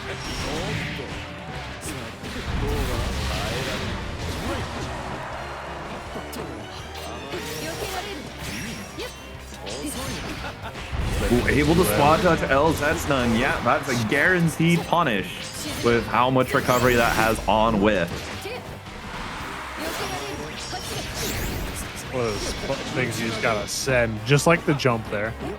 And punishing the Setsunas, this time a different approach to doing so. Oh. Can Galleon still get the kill? It'll be close. And messes up the link. That's tragic. Oh, got punished for switching the stance. If Dragalia was able to get that EX flip confirmed from the counter hit close H, it was guaranteed death. It's one of those things that happens. You're playing Narmaya.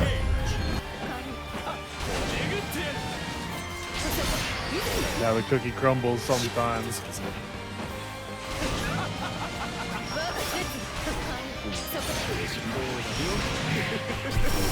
Punish from so far away. Belial's heavy buttons are massive. Incredible horizontal range. They go far, they do damage. You got to be very, very respectful of them, or you face quick death. The roll from HUEBERT gonna get punished on the way out.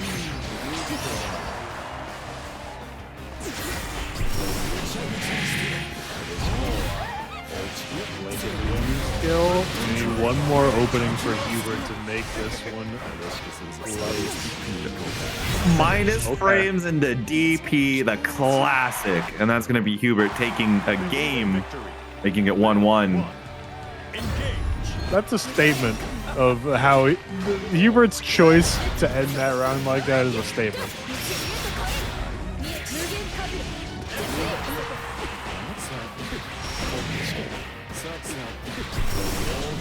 Yeah, getting caught trying to dash up and pressure, get a nice cheeky reset. HUEBERT saying, "Nah, you got to be realer than that."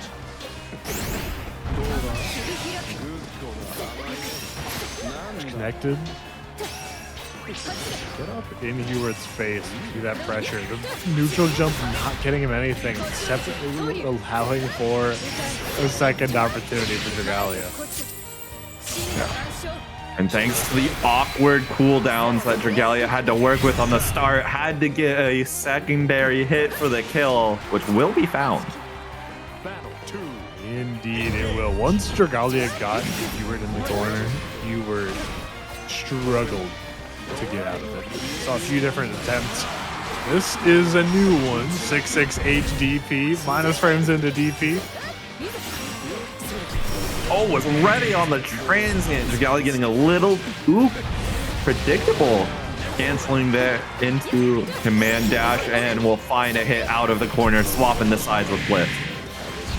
Kobe, you see that post? Those like doing safe minus frames into DP is like the fighting game equivalent of rage baiting. Yeah. You think HUEBERT is just trying to make Dragalia mad? I mean, there's a non-zero chance, because psychological warfare is a valid way to induce your opponent to be a little more panicky, more anxious, and it's valid to get wins. Like, if your opponent can't mentally handle the gameplay that you're putting out, then that's on them. That's real. Try to make Dragalia get into that mindset of like, oh, this guy is pulling out the garbage. It's like minus frames to DP. I'll show him.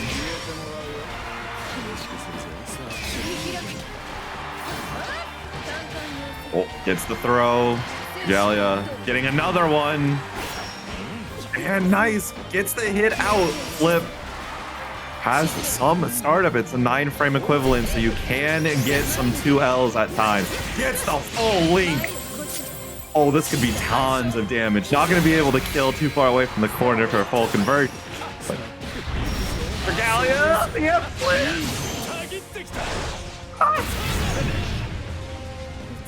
Kobe, rate that combo from Dragalia out of 10. You know, that combo started off insane. Like, I don't think it is a much harder than people realized for Narmaya to do Genji close H, hit one counter hit into MZetna straight into 6-6H. It's, I think, an actual 1-frame link that you have to do completely manually. And then it ended way too quick. There's Zetna extension probably would have been the play. Oh my. HUEBERT. We're reaching. Maybe this is the result of that rage baiting HUEBERT was doing earlier. I mean, Belial FRM is an incredibly good button, but there's a limit to how many times you can press it.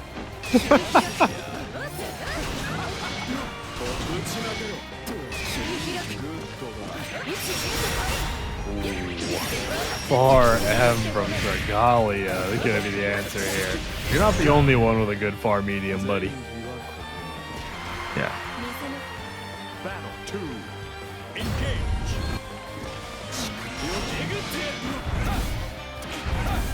We'll try to challenge after the Asmodeus, but RM is going to say no to the slower buttons of Genji stance.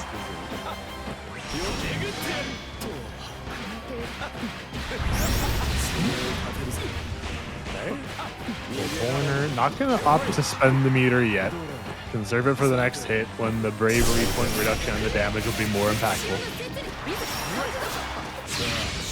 Oh, yeah, that's gonna catch the 5L.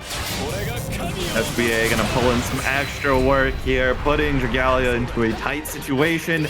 The patience for the delay close L.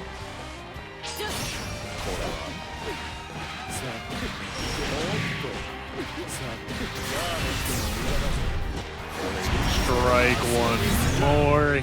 HUEBERT now on set point and 1 round away from making top 3. Oh. Nice, blocks the DP. I'm just gonna take a quick triple attack finisher without flip as a stock. There's not a huge combo route that you can get there. Again with the DPs, HUEBERT's screeching. This is a little bit overreaching, one might say, here. Dragalia is able to close out our game 4 and give us our first game 5 of the night. True, it is the first game 5.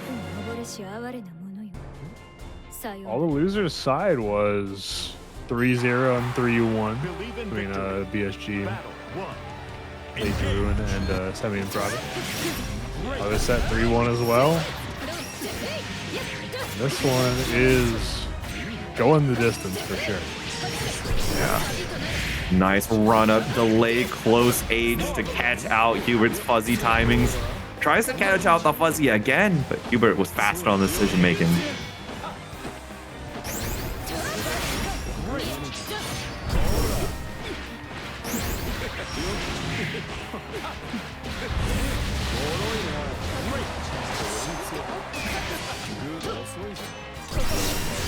Off.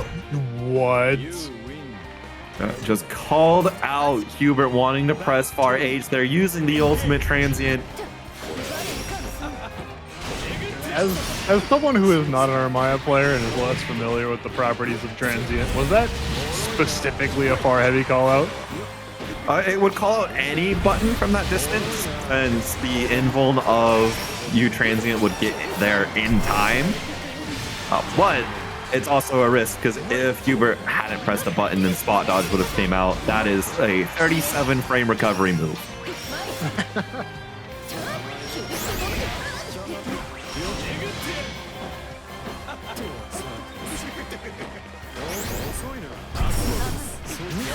What do you faded out the spot dodge? Oh, that was max range command grab. Chip out is definitely a factor here for how low life is, and the 2L for a final game, final round, Pineapples. Yes, we are, Kopi. One of these players is securing themselves winners finals against Fuselit and a split of our $200 pot. The other one is going to have to fight for their right down on the loser's side of things.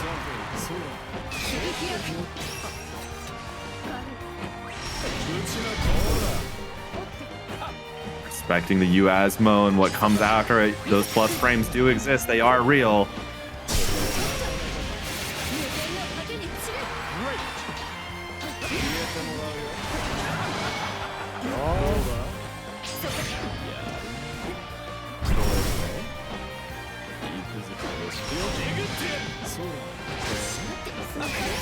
Tech on the throw. splits out the startup of HUEBERT, gets the throw. HUEBERT not in a great position right now, even though you have the Galleon in the corner. 0 BP. A reversal from HUEBERT finds the mark. Dragalia has no bravery points, cannot guard cancel back. That's all HUEBERT needs. A raw raging strike to send. Blue Sky Guy as well, wanting to show up and show out at attack. This is 3 right after Evo as well.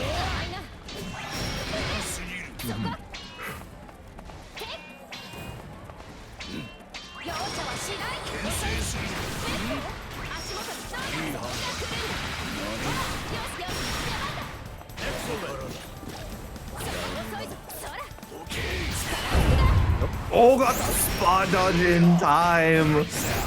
BSG got those young reactions. I wonder if BSG got that from watching Wacky Pie versus Fuselit. In the previous match, every time Wacky Pie blocked a tackle, guard cancel came out. Yeah, that is definitely something. And also just general knowledge that people really do like to BC the tackle. I mean, with that knowledge, BSG just, okay, I'll whiff a tackle in their face. They're going to autopilot Raging or Brave Counter. The IBs coming out from BSG. Although that does not help your life total, especially not if you get caught by the whip.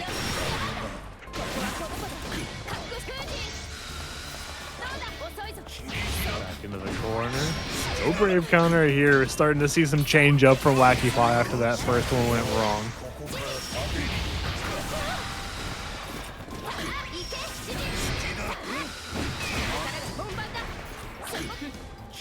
Brave Counter is going to keep BSG away. The Gespenst follow-up going to claim out BSG. Let Momo take care of neutral. 50-50 is blocked. Guard cancel comes out this time from Wacky Pie.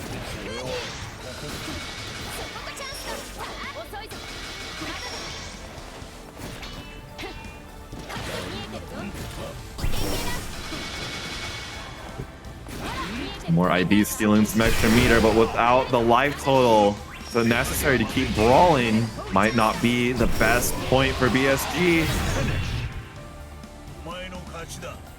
The IBs gave him extra meter for some more I need to take my turn back now options like we saw there, right? The U Instinction, the U Tackle as well. Unfortunately, both of them going wide. More spot dodges coming on out.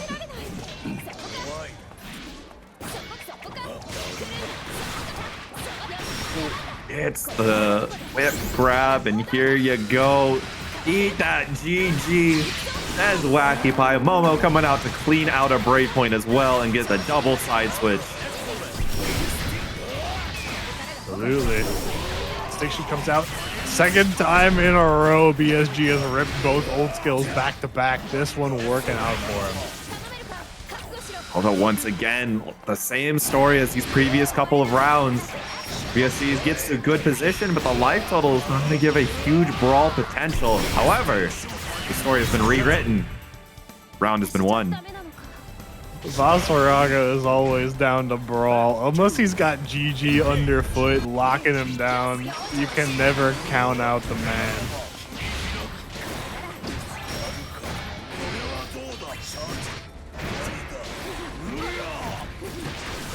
Zem, you get tossed.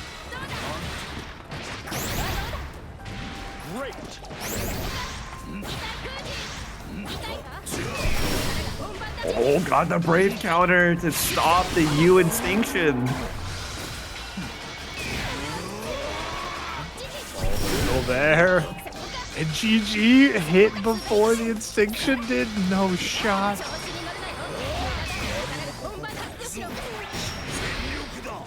Once again, BSG finding a way out. Gets the armor online. Gets Tubi back thrown though. And yeah, all Wacky Pie is going to do is try and keep this distance. Far M saying no. And BSG ties up the set 1-1. DD does. Battle 1.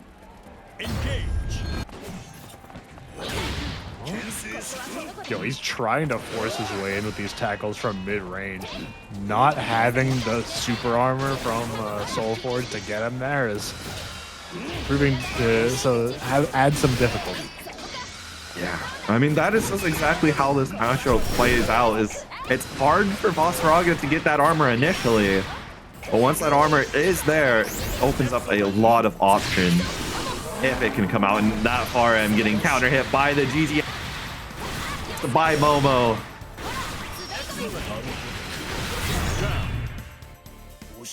Yeah. The difficulties in getting that armor set up for the first time can be absolutely fatal if not navigated quickly. You have got to get it on, you've got to get it active and press the advantage while you have it. Yeah, just like this, PSG able to find a combo. Using that U instinction into the charge. Look at all that damage. Are we seeing BSG or Phil Swift? What? Backdash into head shake?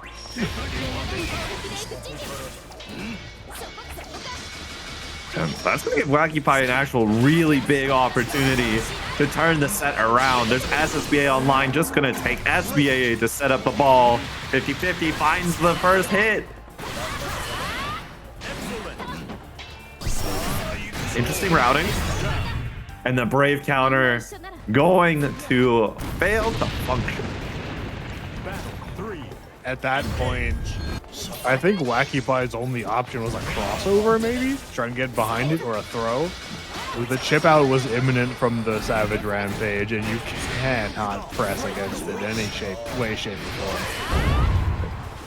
What another beautiful spot dodge from BSG, able to pick up with a devastating combo.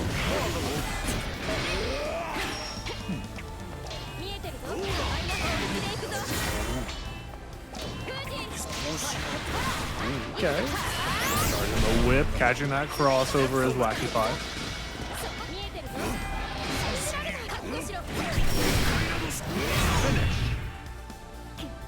Beautiful.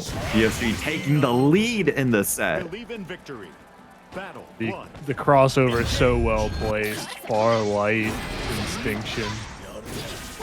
Wacky Pie could be on the precipice of 2-3-1s against Vaseraga. Oh, with Beppo, but it's not going to get punished. Little sigh of relief can occur for Wacky Pie here.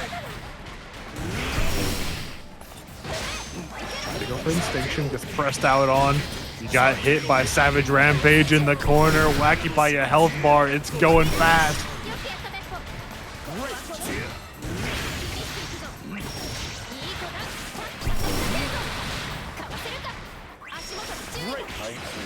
Yeah, it's the 50-50. And that armor gonna run out of time. PSG does have the ability for reversal. Anything does kill as long as it lands. You need to land something though, which is the problem. BSG's at full meter, but no chance for Wacky Pie to recover in time. Set point here. Wacky Pie really has to make something happen. Stop the paradigm of double 3-1 against Vaseraga tonight. It is looming over Wacky Pie's head, much like the imposing figure of Vaseraga himself. The spot dodge critical, forcing that weight tech out from Wacky Pie and 2 BP behind it. Oh, no punish there from Wacky Pie. The tackle going to trade with the GG. And every trade is going to very quickly become in BSG's favor as Wacky Pie has only one break point, and that should be it. BSG eliminating Wacky Pie, a second 3-1 against Vaseraga. On 3,000 carats? Yo. All right, locking in after. We've got Galleon, we've got Prada. Round starts against a counter hit.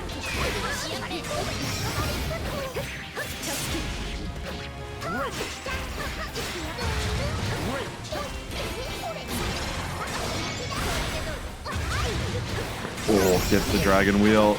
slide it in with that 6-6M and the counter hit ends. That's a lot of damage getting thrown at Prada's face. Oh yeah, getting that full crumple into the run up from Dragalia. Not only the damage, but the corner situation, forcing Prada into that uncomfortable decision. And then Dragalia beautifully read the Callisto attempt from Prada with that flip. Straight over top.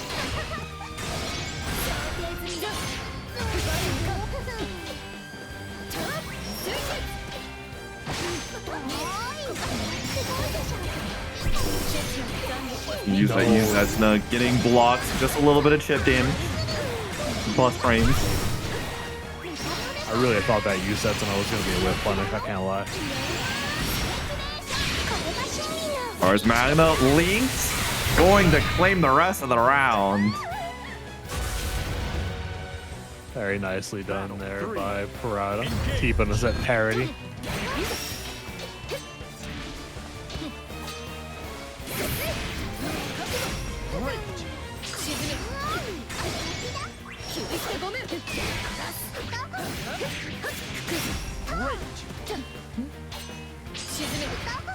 Maintain the plus frames. Mmmmmmmm uncontestable on block afterwards. Dragalia keeping it tight, making sure that Prada cannot wiggle out of that pressure.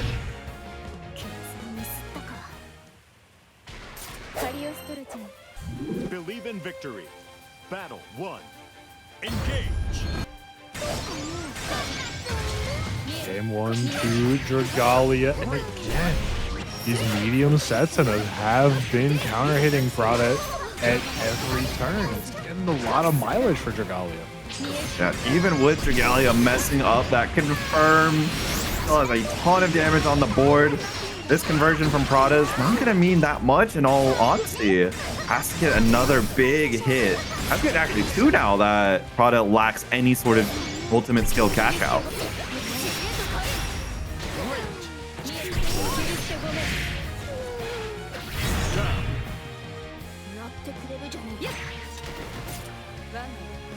Battle 2. That was a beautiful conversion there. Dragalia laying on the punishment. Maybe maybe Dragalia telling Prada instead of those Umas being trained, might have been a little bit better to be keeping warm.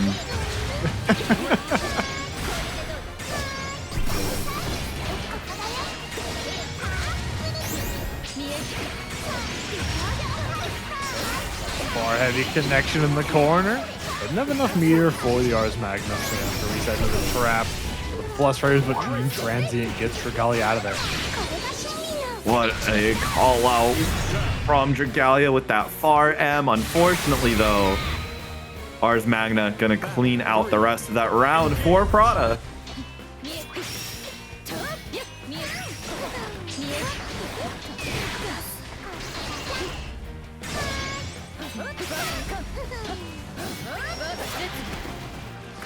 Clips backdash, gets the 2L counter hit, but no confirm.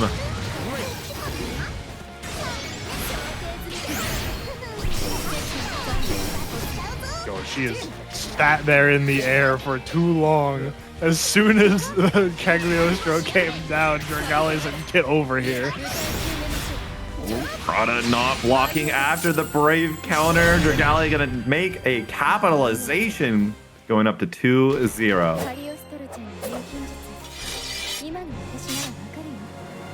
Galleon now 1 game away from top 4 here in our bracket tonight.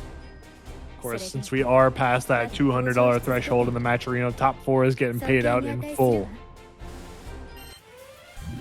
Prada thinking about, does the Metera come out? Does the Siegfried come out?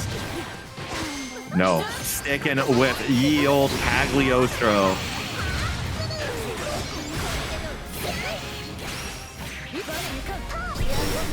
With it. We got her this far. Gonna see her through till the end.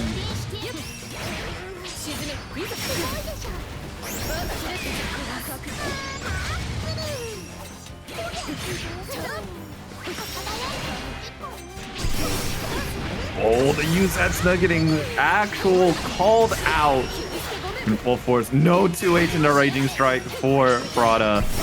Gonna be counter hit. Nice spot dodge. No, who gets punished? No follow up, please. No guard cancel. Okay, okay. We brought it back. We brought it back. Kofi, I was on the doing this. Habib. My heart rate jumped like 30 beats a minute.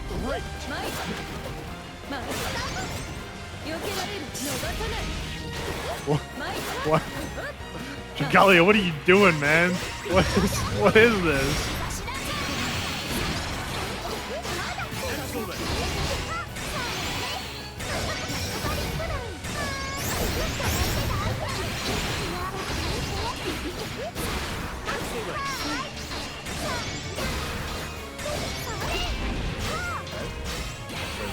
Rock, keeping it steady. The flip gets JL'd, but Dragalia is so ready. He's seen all of the spare body shenanigans that Prada's been doing all night and is prepared. Oh, the throw gets baited. Oh, Dragon cannot. Oh, okay. I did not think that was gonna actually trigger the trap on the way out, but it did, and Dragalia finding the 3. Believe in victory. Battle 1. Engage. Oh my gosh, the Physics L's are starting. HUEBERT got the shirt. Frame 1.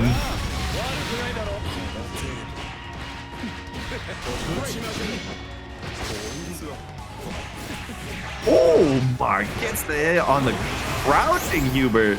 A little late on the 2H, but not on that 2H from Fuselit.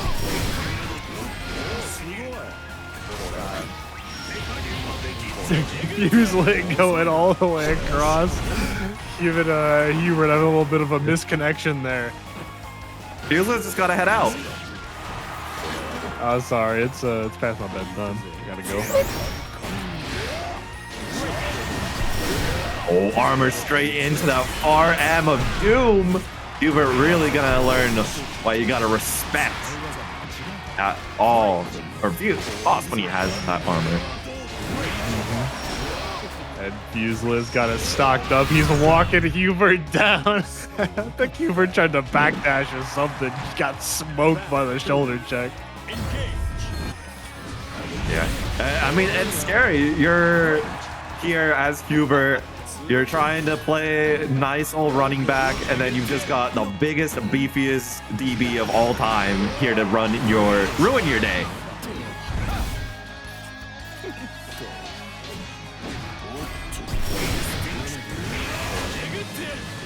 Got the armor back up. Where you going, HUEBERT? Who you think you're shoulder checking? Mine's better.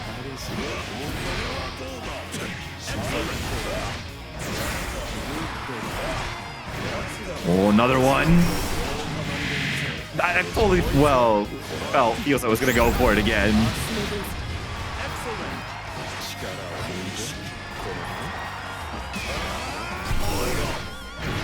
Oh, Grab coming through. Fuselit. That's one game in the pocket.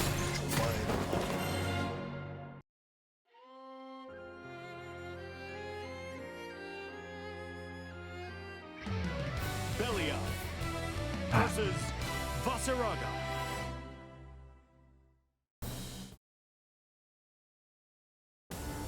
Believe in victory. Battle. I'm just sitting here like rotating the possibility of a Vaseraga Mirror Grand Finals in my head.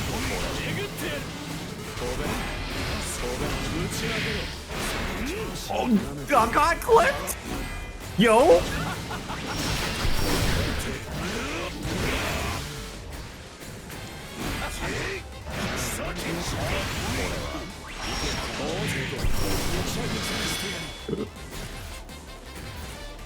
All right, some nice more patient neutral coming out from HUEBERT by force. Fuselit's gonna end it though immediately.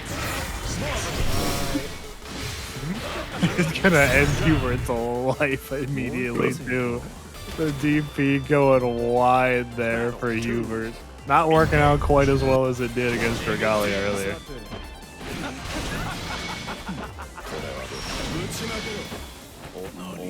Oh, the handshake! Alright, that's over. No. A double 2H from Fuselit. It's the extra Raging Chain just for the armor stock. Yeah, I mean, it's definitely a valid use of your 25 meter and Brave Point. Because, I mean, look at how high life total is on Fuselit. It's not going to matter in the grand scheme of things. Yeah, you're still outside of that damage bonus threshold as well. So first Bravery Point, so to be free. And look at the momentum it got Fuselit, man. Armor got reapplied. Jumps the Vaseraga right at the correct time. Fuselit is now up 2-0. Trying to speed run to grand finals. Believe in victory. Battle 1. Engage. He's making it work. He is making this Vaseraga run legendary. Reminder for those of you guys who weren't here with us in the ladder portion of things. Fuselit joined about halfway through the ladder. About 8 p.m. Eastern or so. Won 8 games straight in the ladder format to make winner side top 8. And is now continuing that flawless run. Absolutely. We might even see SBA. Yes, we do. Throw up the wheels. To the bloody moon. I love this super. I love that super so much. I played Vaseraga in Relink and I used that move as much as I could. Bro, Relink, it's weird because Narmaya's ultimate is Zetsna in Relink. Or her Skybound art is Zetsna. It's weird. Oh, yeah. Oh no, it's not Zetsna, it's a different move. Zetsna is like weird in that game.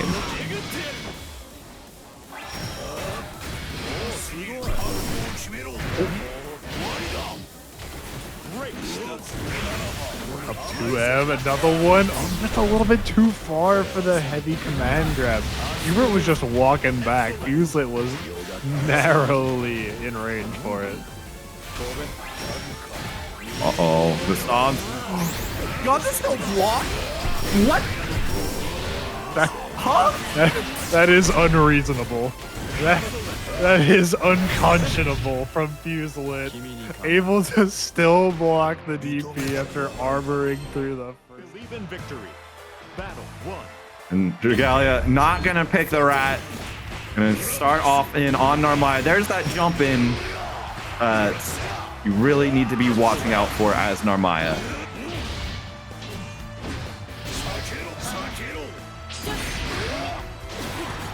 I'm thinking about the rat versus Vaseraga now. How does she even try to break the armor? I mean, Just kind of sit Belial there. has plenty of ways actually. I guess she got the rat toss. Rat toss does. Ultimate cannon will pause Vaseraga in place at minimum, so it wastes a lot of his armor time. Battle 2. Yeah. Oh wow, able to throw tech there, but gets caught on the back end.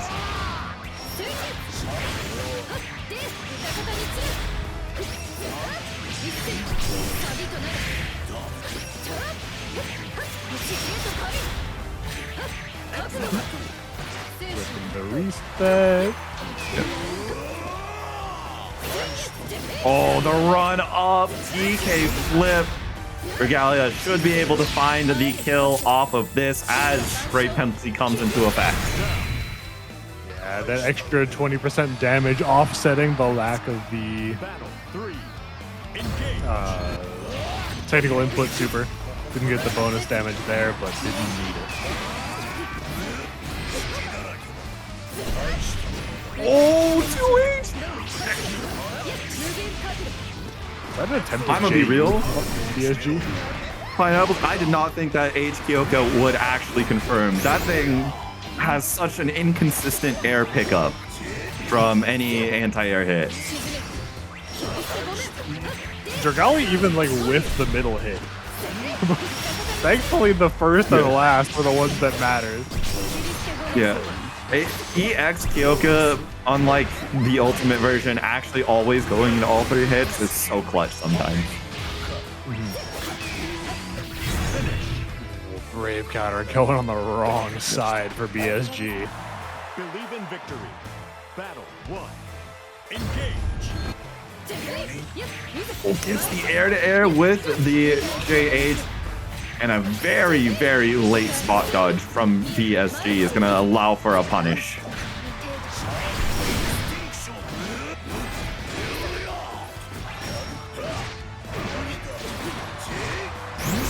That's 2. Oh my gosh. A 3rd? Oh, he tried it. A 4th? Bro, BSG just throwing him out there trying to catch Dragalia. But Dragalia a little too awake to it right now. Dragalia is up and at him for 11 p.m. He is wide awake, wired at it. Well, I mean, Dragalia is on the West Coast. It was only 7:43. Oh, okay, he's chilling then. That's Yeah. prime gaming hours.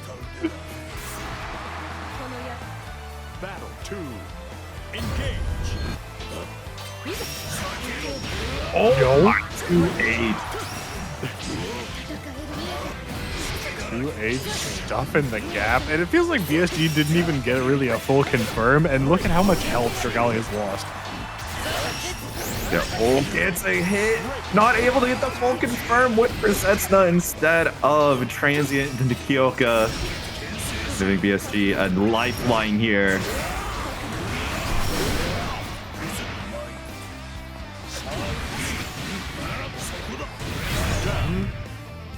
Five U, 5U, 5U. Battle 3. Engage. Great.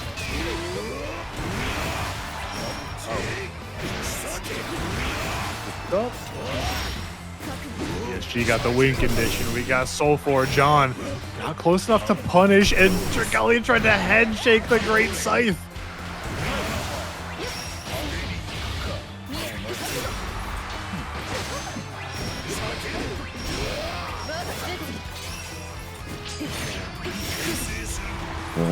Gallia putting on the pressure thick with the ultimate stomping. Just put an end to that.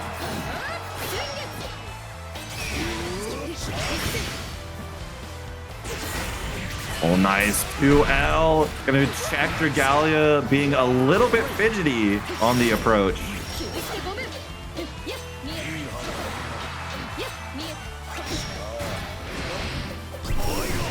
Oh my gosh, Dragalia tried to press 5L a little too much.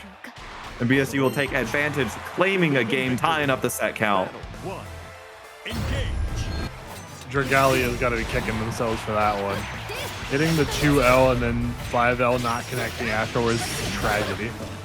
Yeah, that's one of the uncommon times where having the 5L instead of a close L far L split does not work in your favor.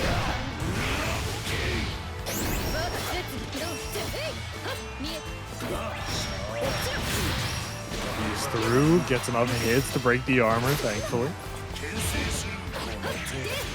Nice, good block and great punish there from the tackle. Jumps over the U. Command grab once again. Dragalia going to attempt for a kill. Might not be found here. And it will instead. Just enough. Engage.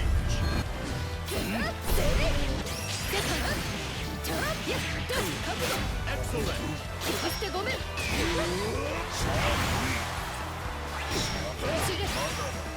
Oh, went for a very early throw on those stomps.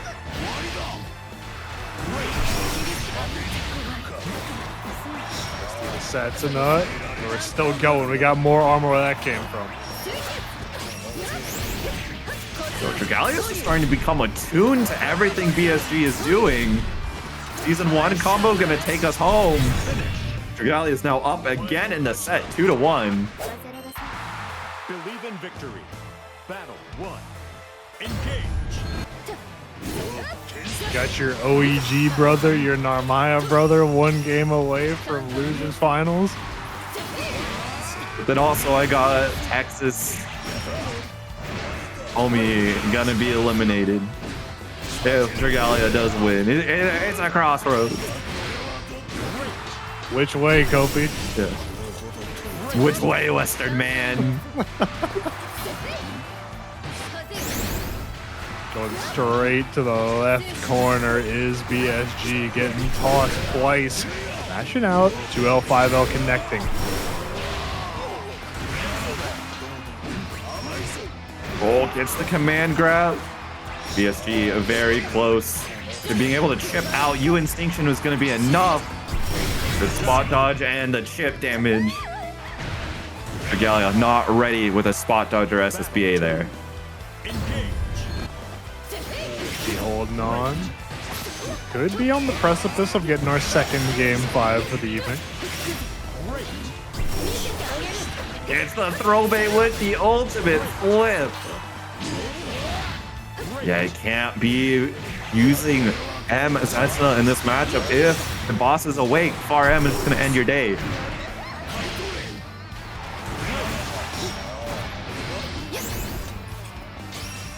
They've been very aware and responsive on the light follow-ups of Savage Rampage, not letting them turn into any sort of pressure.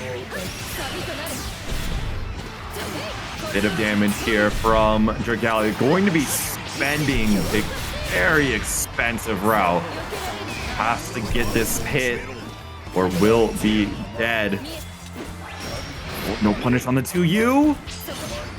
Spot dodges are coming out very close for BSG, but nothing is going to lead into a kill just yet. Spot dodges keep coming. BSG cannot be hit until the flip comes third. Battle 3. Engage.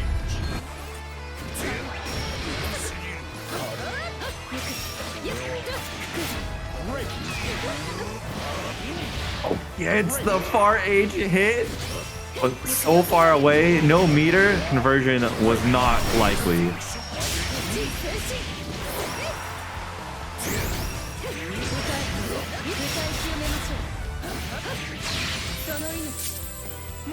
PSG getting put into a terrible position. Dragalia's not going to have cooldowns for a little bit, so being a little more proactive on defense is advised, and there's that proactivity.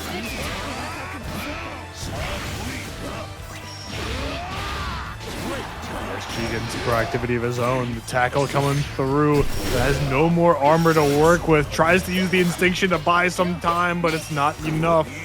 Galleon still in his face. Chip out is approaching. And the 6-6M. Oh, taking a page out of Fuselit's book. That's number 2 of the night for BSG, and they have both hit. I think we're at 100% hit rate for 6-6Ms tonight. Yeah, I mean, it's 2 for 2. Not exactly the best sample size, but hey, agendas don't care. I think BSG's got 2 and Fuse has 1. I think that's where we're at so far, which, you know, it doesn't come out often, but when it does, it works.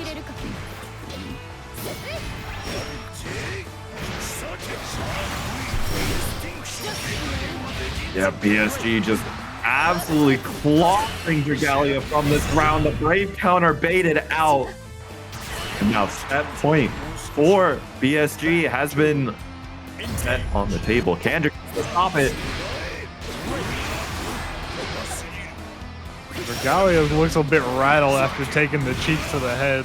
I don't know what it is. That 6-6M did mental damage.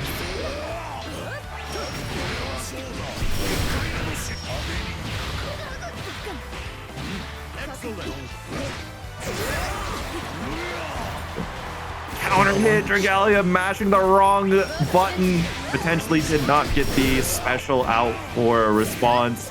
Gets the air to air, couldn't get the confirm. No M flip. Chip out against Vaseraga is scary. Gets the Kagura 668. Going to try and reset.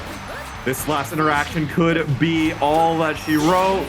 Gets the flip fade, and that's Dragalia moving to final game, final round. Battle 3. Dragalia staying alive on a knife's edge, running through Vasaraga's entire health bar when you're nearly chipped out is a feat not many players are accomplishing often. Yeah. Oh, tries the Goomba Stomp, not going to work against Dragalia this time.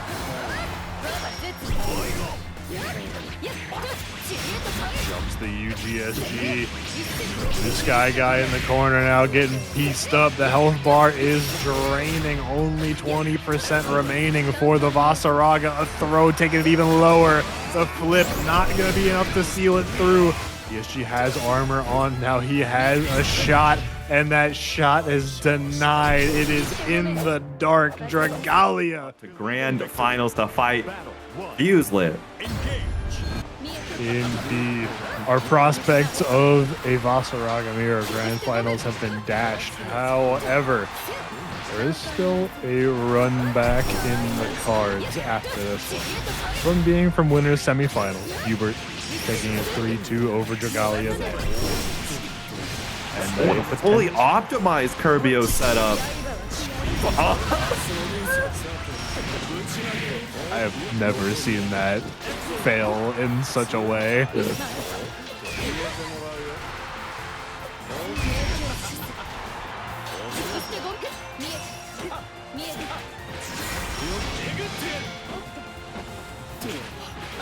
Ooh, the 6-6L until morale improves the SSBA, shifting the paradigm of this match.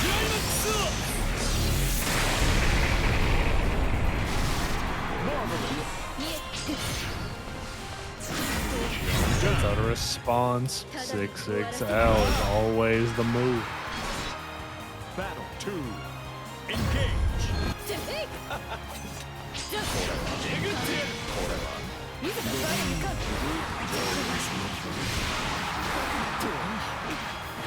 HUEBERT bringing out some more of those reversals like we saw in the previous match between these two players. And that one, HUEBERT was extremely liberal with the defense. Yeah. I mean, it's been working too. It's case in point.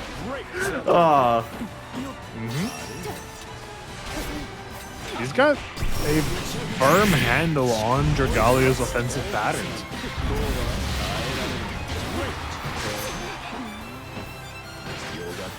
Oh, 6XL throw. Tries to backdash, but not out of range of Uzetsuna, U-Transient, and the chip. Near checkmate scenario there. Yeah, incredibly difficult scenario. Trying to get that spot dodge out in time is a tall task. Oh, messed up the link. But unfortunately for HUEBERT, even though that's guaranteed punishable, didn't get it. Dragalia able to squeak on by.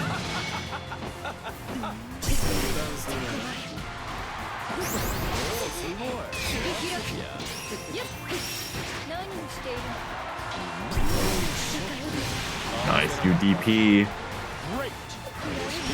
Oh, great backdash, getting the far H. Yugoisha confirmed.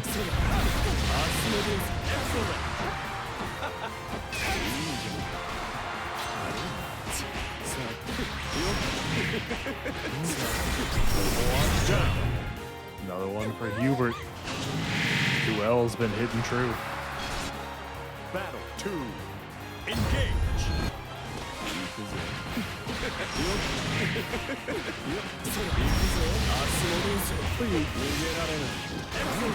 Oh, new sort of frame kills for HUEBERT working out, and the Kyoka even crossing up close enough to the corner to still confirm. Yeah. Really good combo awareness from Dragalia. Great from HUEBERT as well, finding the hit out. Gets the air-to-air on the flip. Oh, where do you think you're flipping at?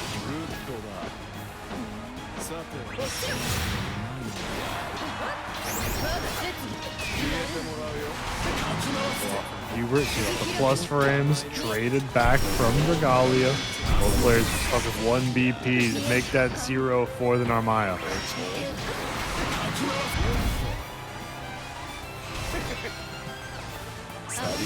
Oh my, no, got Dragalia on the way down. That was a beautiful first spot dodge. Believe in victory. Battle Dragalia knew, but I'm not sure what happened on the way down. Unfortunately, got punished doing something. Also, holy cow, HUEBERT on a tear.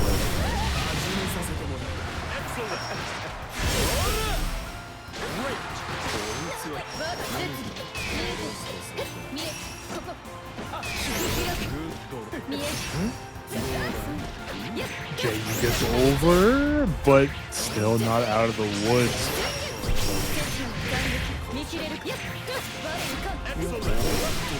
Hold it. This HUEBERT's DPs. You can barely go wrong.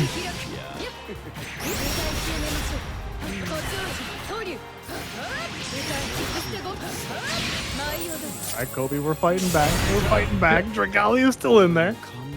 Yeah, I can't count drag out. Battle 2. Engage.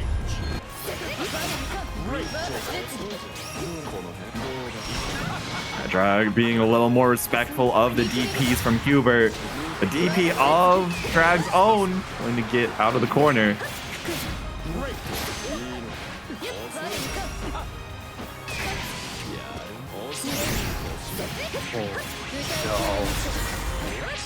Every time I see a medium Setsuna counter hit, my heart just drops.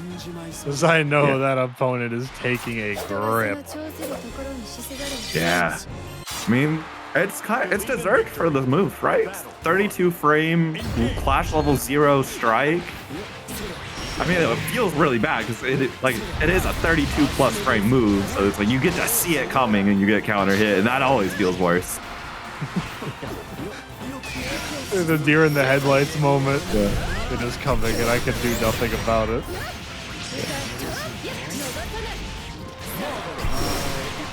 Oh, tries to go for the flip bait, but UDP gonna end those dreams. Galleon dashing HUEBERT against the left corner.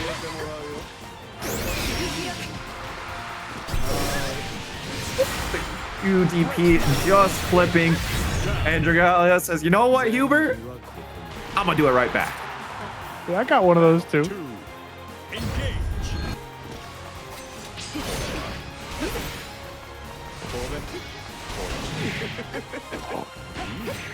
That didn't cross up. Dang, I thought HUEBERT was actually gonna get the cross up just like this flip.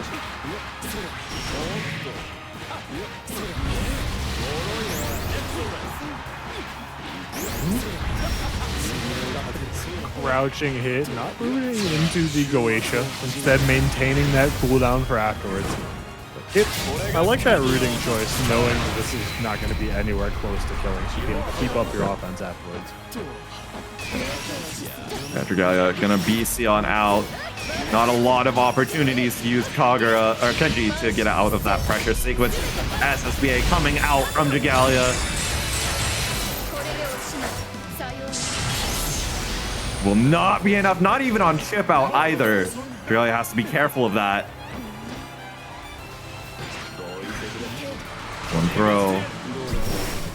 And the Vaseraga gonna take it from the clutches of defeat. Battle 3. You mentioned it. HUEBERT not keeping on chip out point is critical there, because Dragalia couldn't hazard that DP nearly as opportunistically as he might have been able to otherwise. Yeah, and that was also a terrifying situation for Dragalia, right? Because Goetia came out, you're gonna have to start making a decision being close to chip out on Dragalia's own self. You're looking for Asmodeus, of course, and Vaseraga can just slip on through. It certainly can. But now, forcing Dragalia to spend his last DP, but the reversal out from HUEBERT does not find success, nor does the combo from Dragalia. Yeah, didn't micro dash far enough to get the second close age to kill, and the DP whip is gonna seal Dragalia's fate. HUEBERT is going to take the set 3-1. We'll move. Believe in victory. Chad's telling Hubert to bust out the Vaseraga. I don't think that one's coming out this time, much as we might like to see it.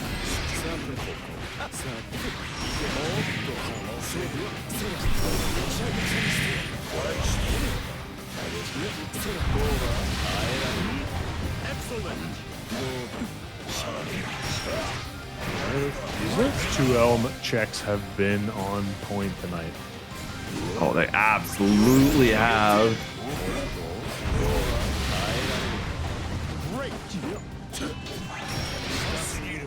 Oh, got the sweep. Yeah, that's the important one. And knockdown is such high value for Vaseraga. He got the Soul Forge up, but unfortunately nothing to do with it except eat this crouch confirm. Great. Busting out of the corner with the U command grab. Great option from Hubert taking the round. That was so well played. Like, the patience there, getting rid of the armor slowly but surely to force out a response from Fuselit.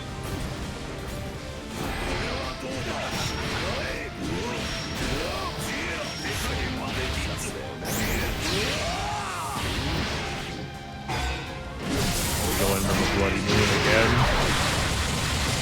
How much damage is looking at? 40% off of Hubert's life bar. Fuselit took that last round personally. Good tech. Jumps the US Modius, but still gonna get punished on the way down. Finds the sweep. But he was reaching. Oh no. 6XM didn't work? Real? It can whip? Battle 3. Engage. Fuselit can actually press 6XM without it hitting? Hello? Is this working as intended?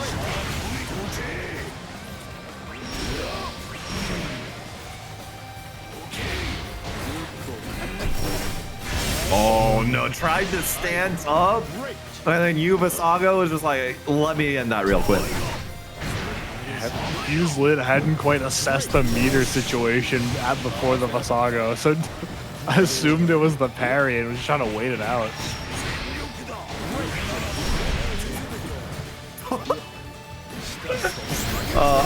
Seeing counter hit slowdown get interrupted like that never fails to bring a smile to my face. Believe in victory. Battle It's 1. always a treat. Engage. As is the rest of this grand finals. Fuselit taking game 1 and starting game 2 off with a massive 2H counter hit.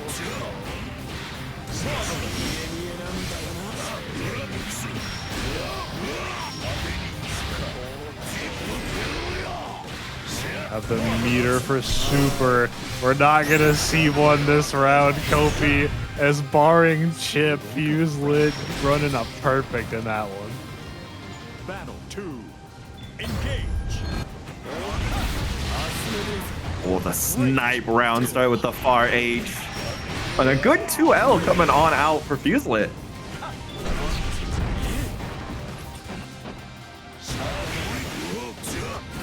By you bolstered by the armor? Bro, the mind games these two are playing. We've moved beyond checkers. We are in chess.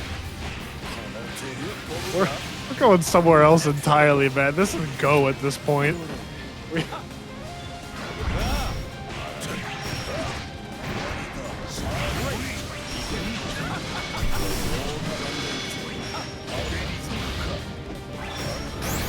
Push back too far away for a punish?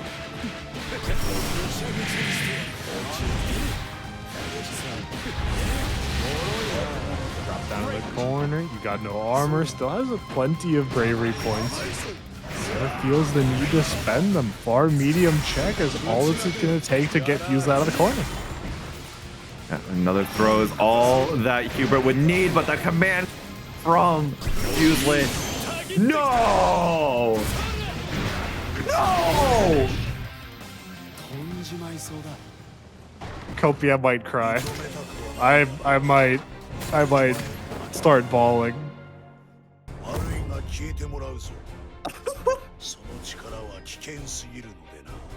I'd need a second too if I was Hubert. Believe in victory. Dude, what? I look over at chat and I see Zero doing the like the sickos image. He just goes, yes, yes. Sickos want this. Sickos want to see SSBAs get scooped like that.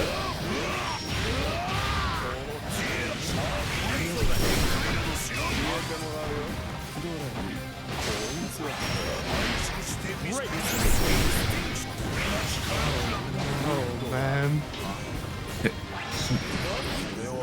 We are being treated to so many interactions tonight. Oh, treating is right. It is fabulous. Oh, the stick great through Yugo Aisha. No fear. CP gets blocked. And that's tournament point. Fuselit. Can the closeout happen at 3-0 just like winners finals? A flawless ParagOnline run is here on the line for Fuselit. Has not dropped a set thus far and one game away from cementing it in stone. Actually, are there stats for how many people have won a ParagOnline dropping 0 games? Not games, 0 sets, even in ladder? Because Fuselit is about to add to the count. That is your ParagOnline number 76.